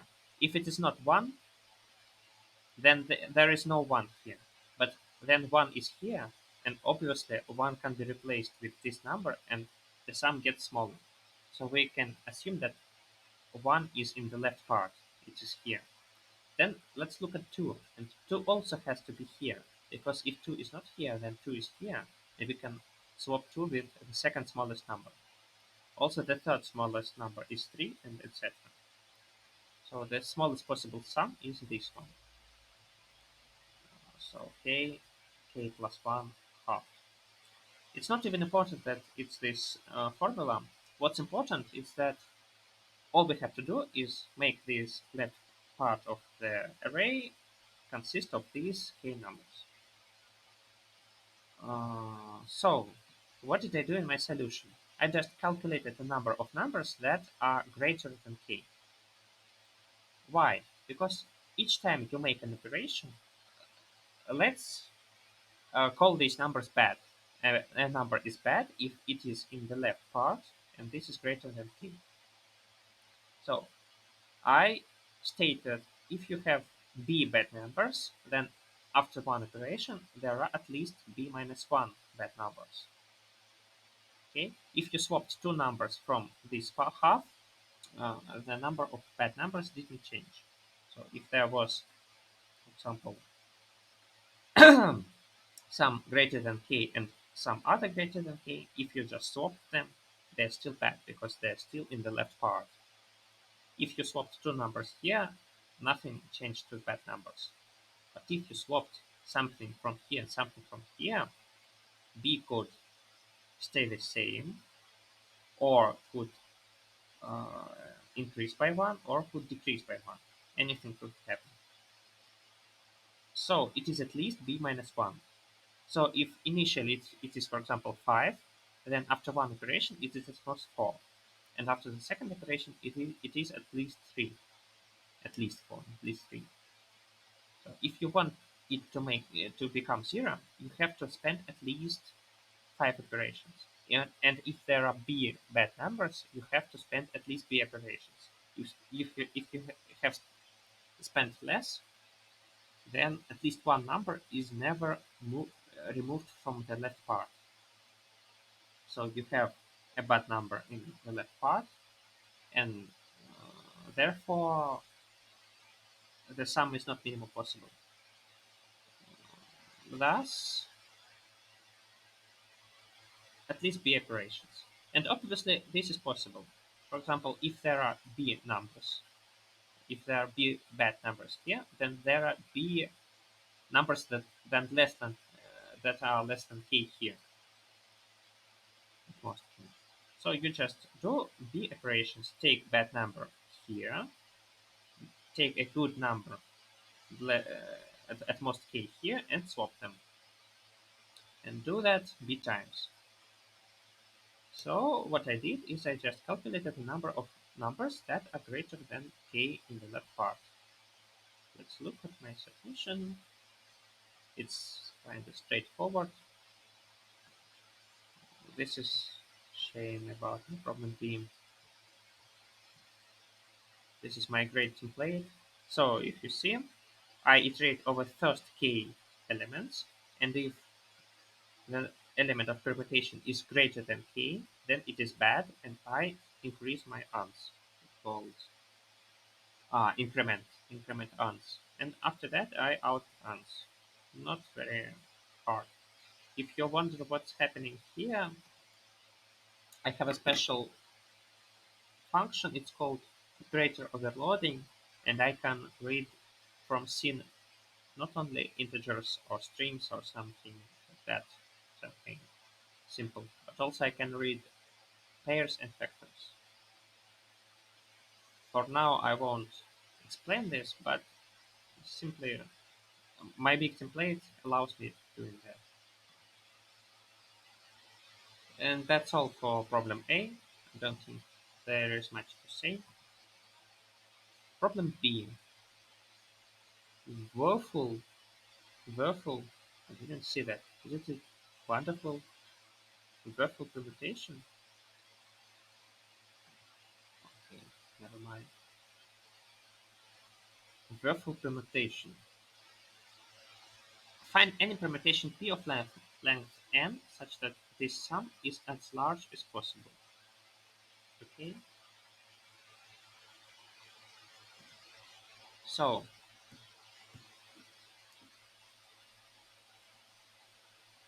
we want to maximize LCM of 1 and P1 plus, is it plus? Yes, plus LCM of 2 and P2 plus etc. plus LCM of n and Pn.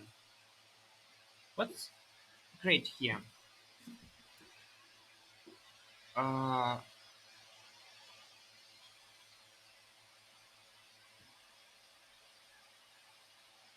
I will explain to you soon.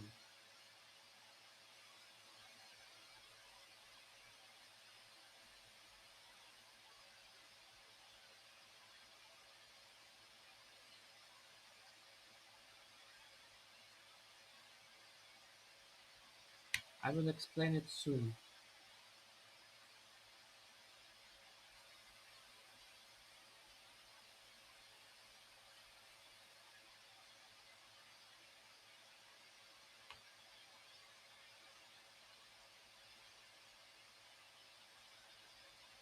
Okay, let's put it that way.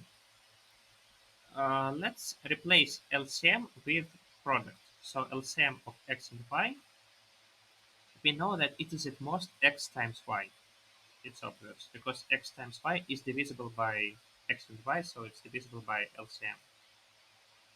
So in this case, we can say that it is at most p1 plus 2p2 plus 3p3 plus etc. plus npn. Uh, and what's special to this inequation? Actually, it's a problem like this. You have numbers from 1 to n and another array of numbers from 1 to n. And this is these numbers 1, 2, etc. n. These numbers. These are red numbers. And these are green numbers. So sorry. This was red number and these are green numbers. P1, etc. Pn. And these are these numbers, but maybe in the other order. And what you want is you want to divide these numbers in pairs such that the sum of products is maximized. Okay, so um, generally, generally you have numbers a1 etc. an and numbers b1 etc. bn, and you want to reorder them in some other order. Let's call that a with bars, and you can want to reorder b, so b1 b2 etc. bn, so that the product a1 b1 etc. an bn is maximized. Okay, what's interesting here? Interesting here is that actually the correct way to do it is to sort both arrays. So let's sort them, and after that this expression is maximized. Why is that? Because assume that You have, for example, x is less than y and a is less than b. And you decided to do it the wrong way. So x is paired with b and y is paired with a. I condemn that. I say that actually you could have this and it will be greater. Okay, let's do it non-strict, but you get the point. Why is that? Because let's put all them in, for example, in the right side. We want to prove that 0 is at most xa minus xb plus yb minus ya. And this can be simplified. We can factor this into two factors. So x minus y times a minus b. And as you see, this number is at most 0, and this number is also at most 0. So this is at least 0. And this is what we wanted to prove.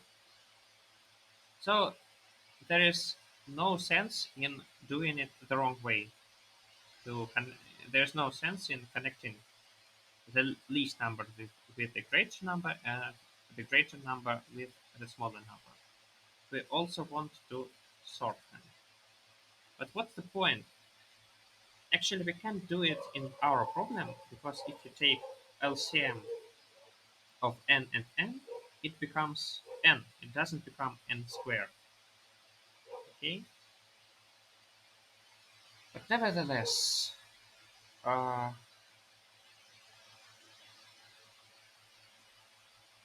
somewhat nearest possible way to accomplish that, but not so. Let's assume for now that we just don't want to take the equal numbers. We don't want to take equal numbers. In this case, actually, the best way to connect n with something is to connect it with n minus 1. Again, if you connect n with something that is less and something, let's even prove it strictly. So we have n and we are choosing what we are connecting n with. I am saying that n with n is a dumb thing. Why? Because let's just connect it with n minus 1. And n minus 1 was connected with something else. I don't know with what. So the sum was n plus, it was at most n plus x times n minus 1. Okay? It was actually n plus LCM x and n minus 1, but I'm saying that it is at most n plus x times n minus 1. So it is what was. I suggest to do like this. And now what we have? We have n and n minus 1. So it equals LCM of n and n minus 1 plus LCM of x and n. And let's estimate that. Actually, LCM of two adjacent numbers is just the product of these numbers because they are coprime. There are no common divisors except one. And LCM x and n is at least n, obviously. So it is at least n squared. So it's now. So you had at most this number, and now you have at least this number. See, x is at most n minus 1. So this is at most n plus n minus 1 squared, and this is less than n squared. So you obviously you you are sure that you have increased your number. So n is not good to connect with n. And now I can prove that the only number that is good to connect with n is obviously n minus 1. Why is that? So assume that you didn't connect n with n minus 1, but you also didn't connect n with n. We have just proven that. So n is connected with some odd number y, and n minus 1 is connected with some other number x. So now we have ny plus n minus 1 times x.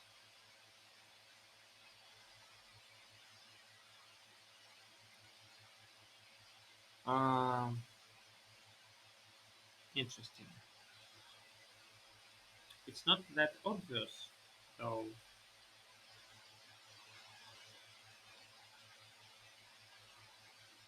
uh, let's forget for now that we have LCMs. Okay, let's assume that we have just product x times y, but if x equals 1, so let's take this function LCM 0 of x and y. It is x if x equals y, and it is xy if x doesn't equal y. Okay. If we take LCM 0, then obviously LCM 0 is at least LCM. So let's maximize this function. The plan is as follows. Firstly, we maximize this function, so we assume that 0 is written here. Okay. And the second thing is actually that we also maximize this function. This is what will happen. Okay. So let's assume that we are maximizing this function. In this case, we had n with y and x with n minus 1. So it was ny plus n minus 1 times x. And we are replacing it with n times n minus 1 plus, I guess, xy. I don't know. I don't know.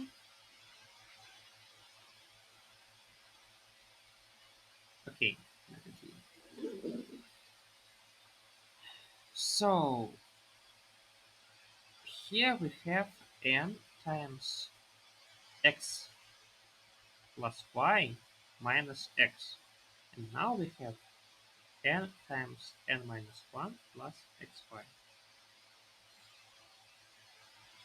If x doesn't equal y, then it is okay, obviously, because of the inequality, as I said earlier.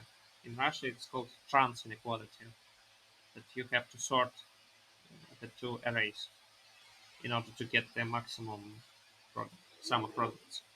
So you see that x has to be equal to y, or else we can obviously apply chance inequality. So you see that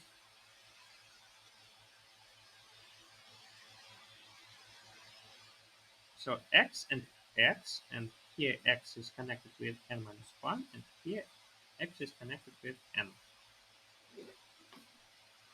What can we do?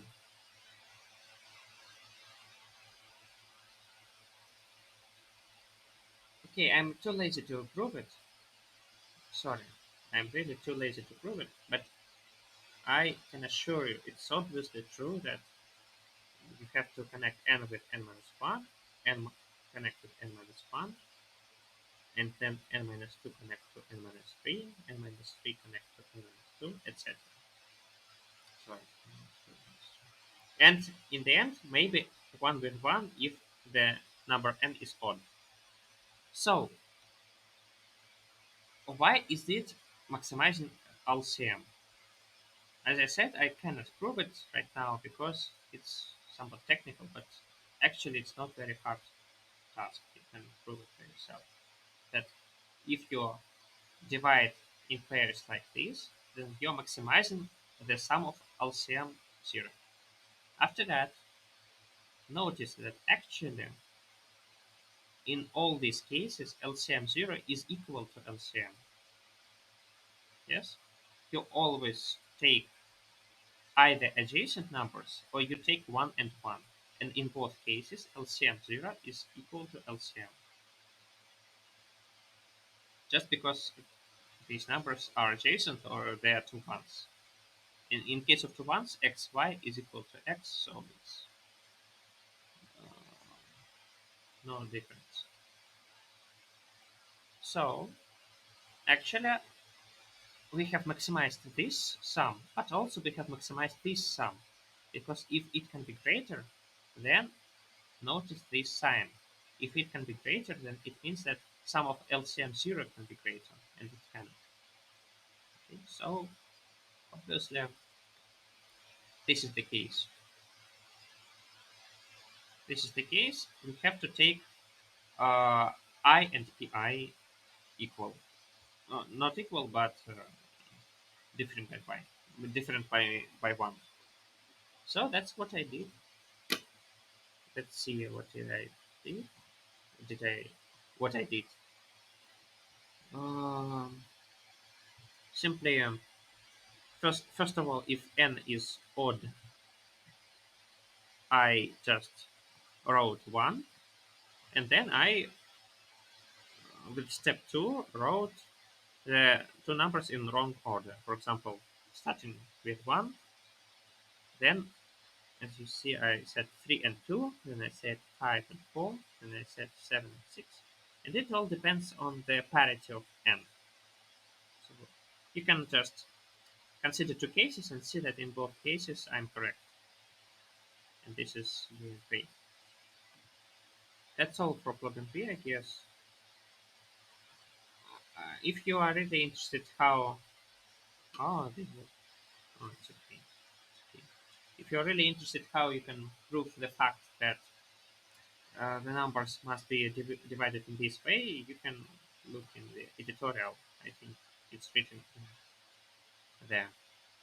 Problem C, sort 0. You're given an array of n positive numbers. Or you can choose any number and zero it. And you want to make the array non-decreasing. Okay, this is kind of strange problem, and it is kind of straightforward. So look at this array and assume that you have zeroed some number. So for example, AK is 0. But notice that if you did it, yes, all numbers are positive in the beginning. So if any of these numbers is not zeroed, then it is positive. And if it's positive, then you have then that AI is greater than AK, but AI is less than 2. So in this case, you failed the condition of non-decreasing.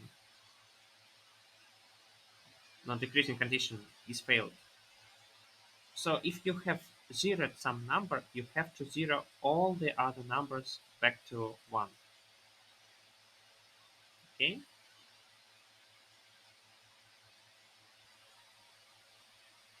So it's kind of good way to notice that you have to solve the problem greedily. You just don't take uh, don't make an operation unless you absolutely need to. Absolutely need to. Start with the first number. Obviously, this is a non-decreasing sequence of one number, so you don't do anything. Then you take the second number. And if it's at least A1, then you also do not do anything. And etc. Oh, sorry. The other way. So, for example, until k it was okay, but now we have a k plus 1, and it is less than the previous number. What can we do here? Obviously, you have to zero this number. If you don't zero this number, then ak will be either greater than ak plus 1, or it will be greater than 0 if you zero this number. So anyway, it will be greater than this number, and it is inappropriate. So you have to zero it, and if you zero it, you have to zero all these numbers. Okay. Mm, and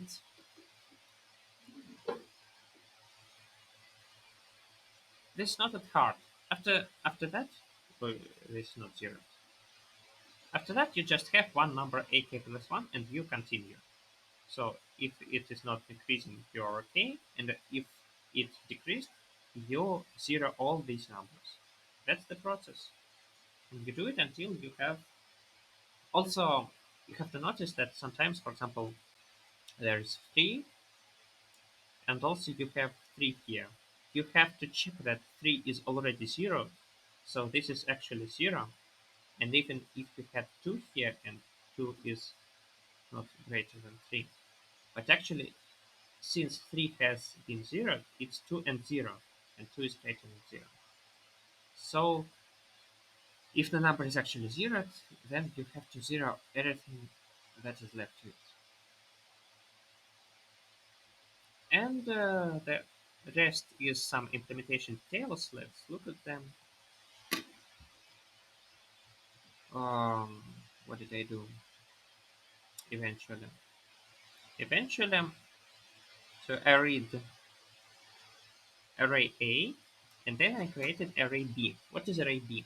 Array B is vector of booleans for each number from 0 to n. It contains information. Did we zero this number? For example, if we zero 3 to 0, then B3 will be true.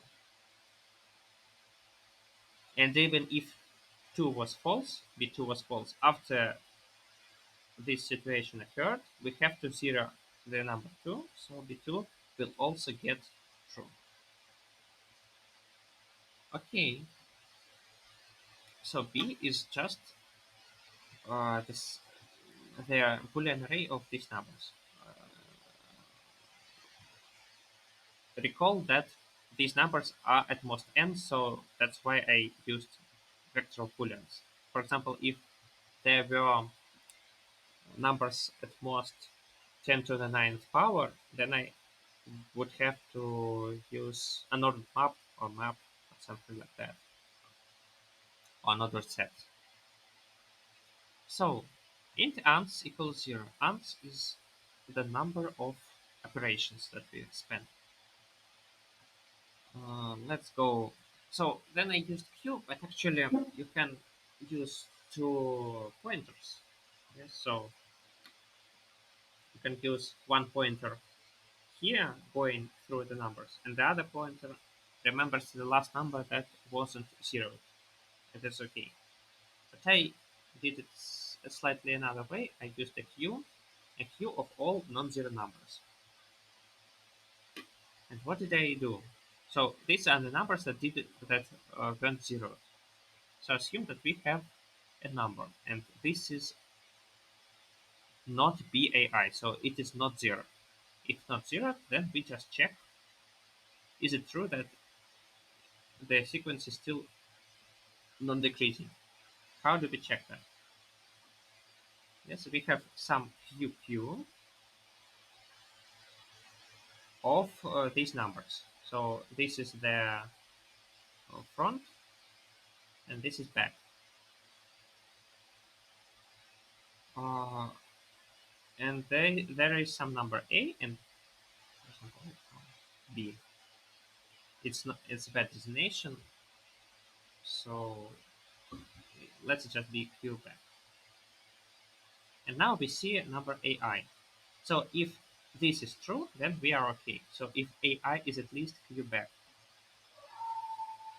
AI is at least Q back, then we are okay. So we are bad if AI is less than Q back. Yes, so this is failed.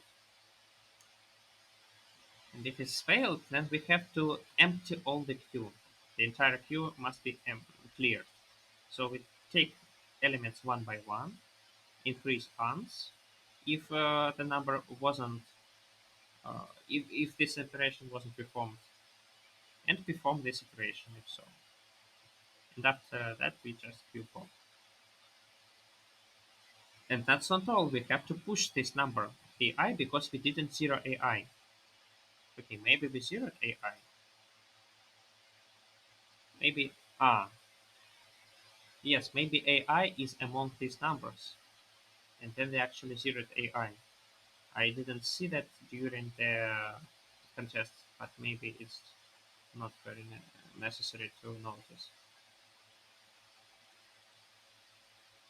So,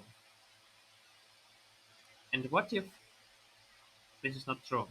Then actually AI is zeroed, and we have to clear the queue anyway, and we just do it. I copied this part of the solution, and then I just printed the answer. Okay, problem D. An array of n positive numbers. You can choose. Okay, we spent a lot of time on this problem, and I was quite correct, but there was one place where I wasn't correct during the contest. That's why there was one answer for test 6. So there are three different cases. One case is very easy, k equals n. Yes, so in this case, sorry, there was a very easy case, k equals n, because you just make all numbers infinity. By infinity, I mean this number, 1 billion. You just make all numbers infinity, and the diameter of the graph is also infinity. More trickier case is k equals 1. In case of k equals 1, you just, okay, let me remind you that if this is the minimum in the array, and this is maximum of all minimums of two adjacent numbers, then this is just the diameter of the graph, and we want to maximize it. So if k equals 1, we just try every number to be the changed number, the number changed to infinity.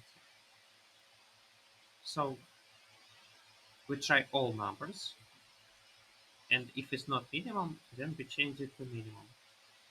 Um, sorry, I said some strange things. So first of all, we find two minimums: the minimum of the array and the second minimum of array.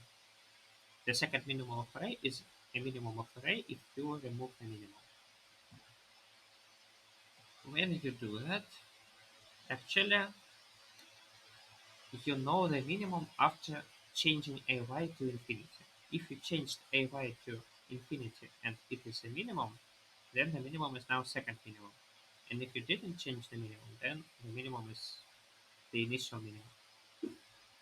And this thing is calculated straightforwardly. We just calculated in the beginning. But possibly it's changed when we replaced AI with infinity.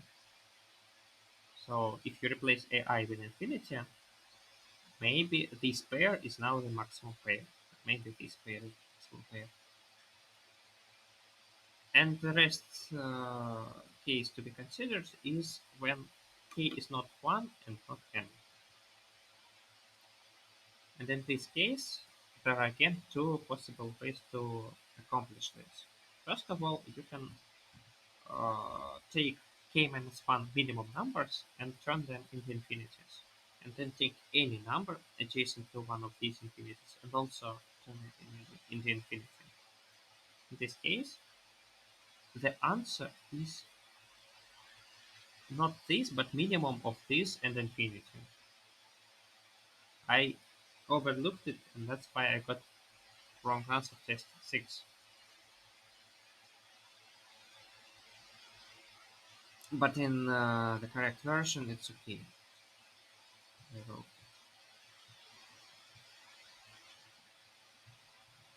So if you replace k minus 1 minimum numbers with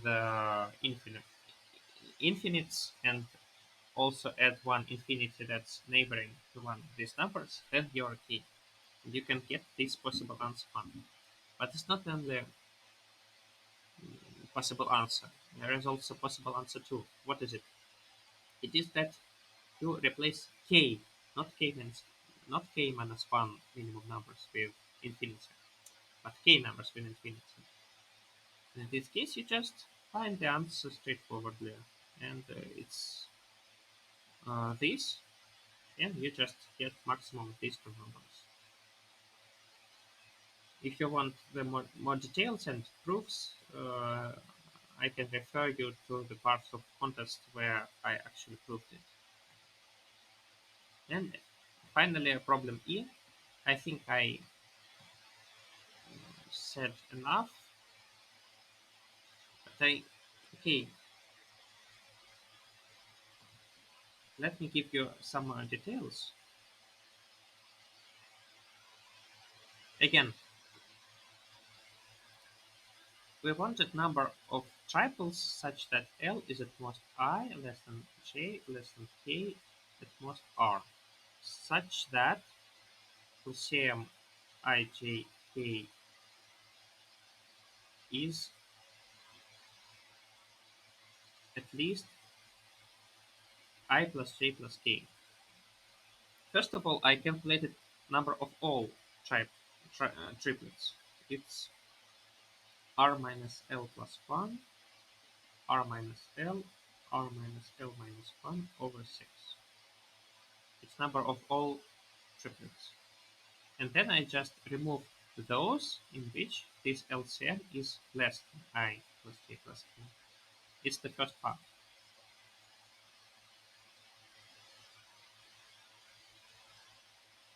The second part is that actually this LCM is usually at least 4k. And even if it's at least 3k and even 4k, if it's at least 3k, then it is obviously at least this number. There is nothing interesting. So only two interesting cases are LCM equals 2k and LCM equals k, because these are the only cases in which it can be less than this. So if k, then it is obviously less than I plus j plus k, and LCM I, j, k equals k is equivalent to k is divisible by I and k is divisible by j. And that is calculated straightforwardly, but let's come later to this. Um, Sorry. And the second case is 2k. So 2k must be less than I plus j plus k. Uh, what did I say? I said that in this case k is less than I plus j. But there are not many ways to accomplish this. For example, in this case also 2k is divisible by I and 2k is divisible by j. But see, actually, there is a problem. There is a problem with it, that k cannot actually be very easily less than I plus j, because I and j are divisors of 2k. So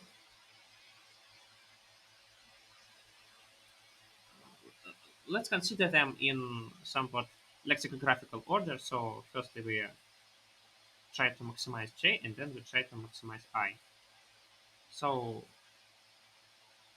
2k over k. So j is a divisor of 2k. Yeah? The maximum possible divisor is 2k. But this is not possible because we know that uh, this j is strictly less than k. Moreover, we cannot afford this because this is also k and this is not less than k. So we have to take j at most to k over 3. And then I also can be only less than this number, so it can be only 2k over 4. 2k over 5, 2k over 6, 2k over 7, etc. Yes, and we know that I plus j is greater than k. So this is k. We can afford this, and we can also afford this. So these two cases are possible, but not this case, because in this case I plus j is exactly k, and in this case I plus j is even less than k, and it will be less than k next. J equals to k over 4 is also impossible because then I is at most 2k over 5, and again I plus j won't be greater than k, it will be less than k. So this leaves us with two options, this one and this one. And these both options actually LCM of ijk will be 2k, not k, because of this number. This number doesn't divide k, it divides 2k but not k. So it will be actually 2k, and the everything else will be okay. How did I calculate these two options? Let's again consider only this one. So we have the only thing that we want is that first of all 2k over 4 and 2k over 3 are whole numbers and they are in segment. So 2k over 4 should be at least L, but k should be at most R. And as I said, this implies that R at least to L. Yes, because R at least k, and this is k halved. So k is at least 2L. So you see. So if it's wrong, then there are no such pairs. There are zero such pairs. Let's assume that R is at least 2L. And what can be K? K can be in this segment from 2L to R. But not only that, K has to be divisible by 6 because we want this number to be whole and this number to be whole. So we want number of we want number of K that K is divisible by 6 and K is in this segment.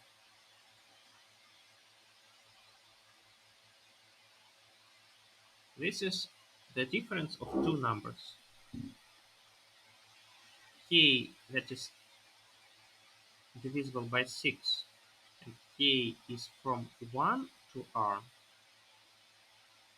and minus number of K that is divisible by 6 and K is from 1 to L minus 1. See? So we have to find this difference. And the number of numbers that are divisible by 6 and are in this segment is easy to find. It's just R over 6 and rounded down. And the same goes here. We have to find 2L minus 1 over 6. I just simplified. I said that this thing is equal to L minus 1 over 3, but you didn't have to prove it. So this form is also okay. This is done similarly, just the formula is some other thing. You can look into the video, but I can show you now actually.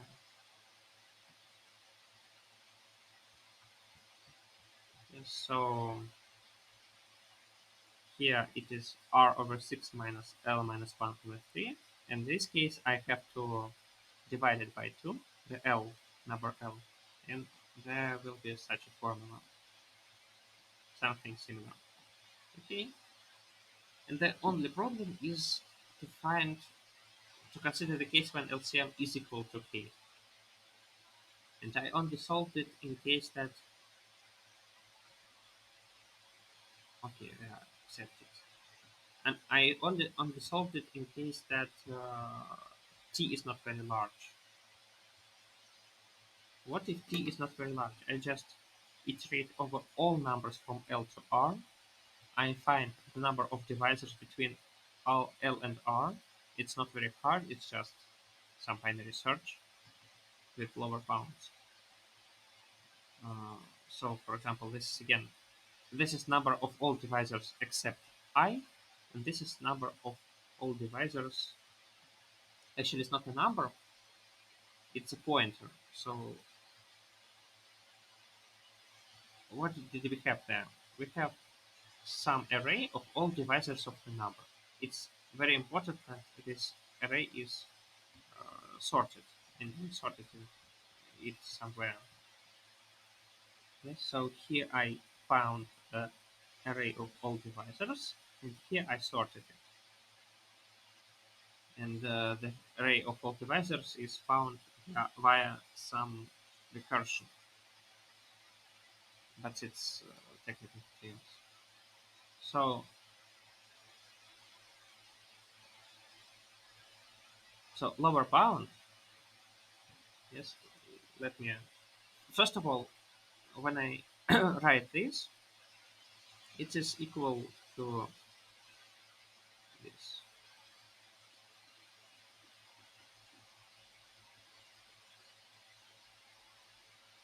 So what are two functions? There are two functions lower bound, which take iterator begin, iterator end, and some value. And also there is a function upper bound with the same semantics. Oh, not semantic, but syntax. Semantics is a, as far as I remember, is a meaning of some expression, and semantics is different. So, if you have some val, what is lower bound? Lower bound is iterator to the first element that is at least val. For example, val is 7 and you have 6, 7, 7, 7, 8, 5, 2. Then it will point here. And what is upper bound? Upper bound is the first element that is strictly greater than the val. For example, if val is 7, then this is lower bound and this is upper bound. And if val, for example, this is val is 7. And for example, if val is 4, then this is both upper bound and lower bound, because there is no element that is exactly val. So this is the first element that is at least val, and this is the first element that is strictly greater than val. So what I did there is I found lower bound for I, and I found lower bound for L, and I just found the difference between them. And the difference between them is actually the number of elements that are at least L, strictly less than I, and they are all divisors of I. So I found actually the number of divisors in the segment between I and L. And after that, I found the number of pairs of these divisors because, as you remember, we have to find number of triplets, I, j, k. And even if I know k, I have to find not just the number of possible i's, but number of possible pairs of I and j. And this number of pairs is found this way. And this is answer. This is actually a bad answer. Yes, so we want to find the number of these triplets, but I found the number of triplets when where the sign is not at least, but where the sign is strictly less, inverted inequation, inequality. So I find the complement of ones, and then I just remove this complement from the whole ones. And so I remove the first type and second type of an LCM equals 2k. Fine. So I'm tired, so we'll just look into the tutorial if it's there.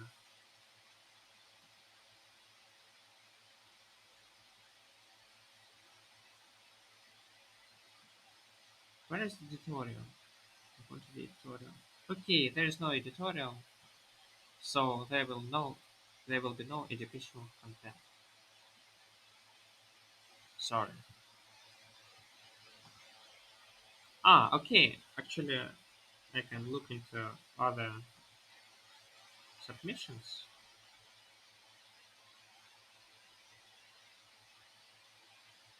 Oh, some Kendrick.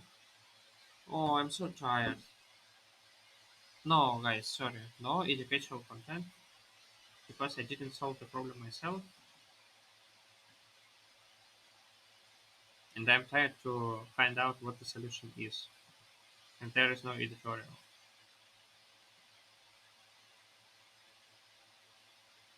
Thank you for your attention. I was trying my best, but this contest didn't agree with me. Didn't want me to solve it fully. So sorry, not sorry. Goodbye.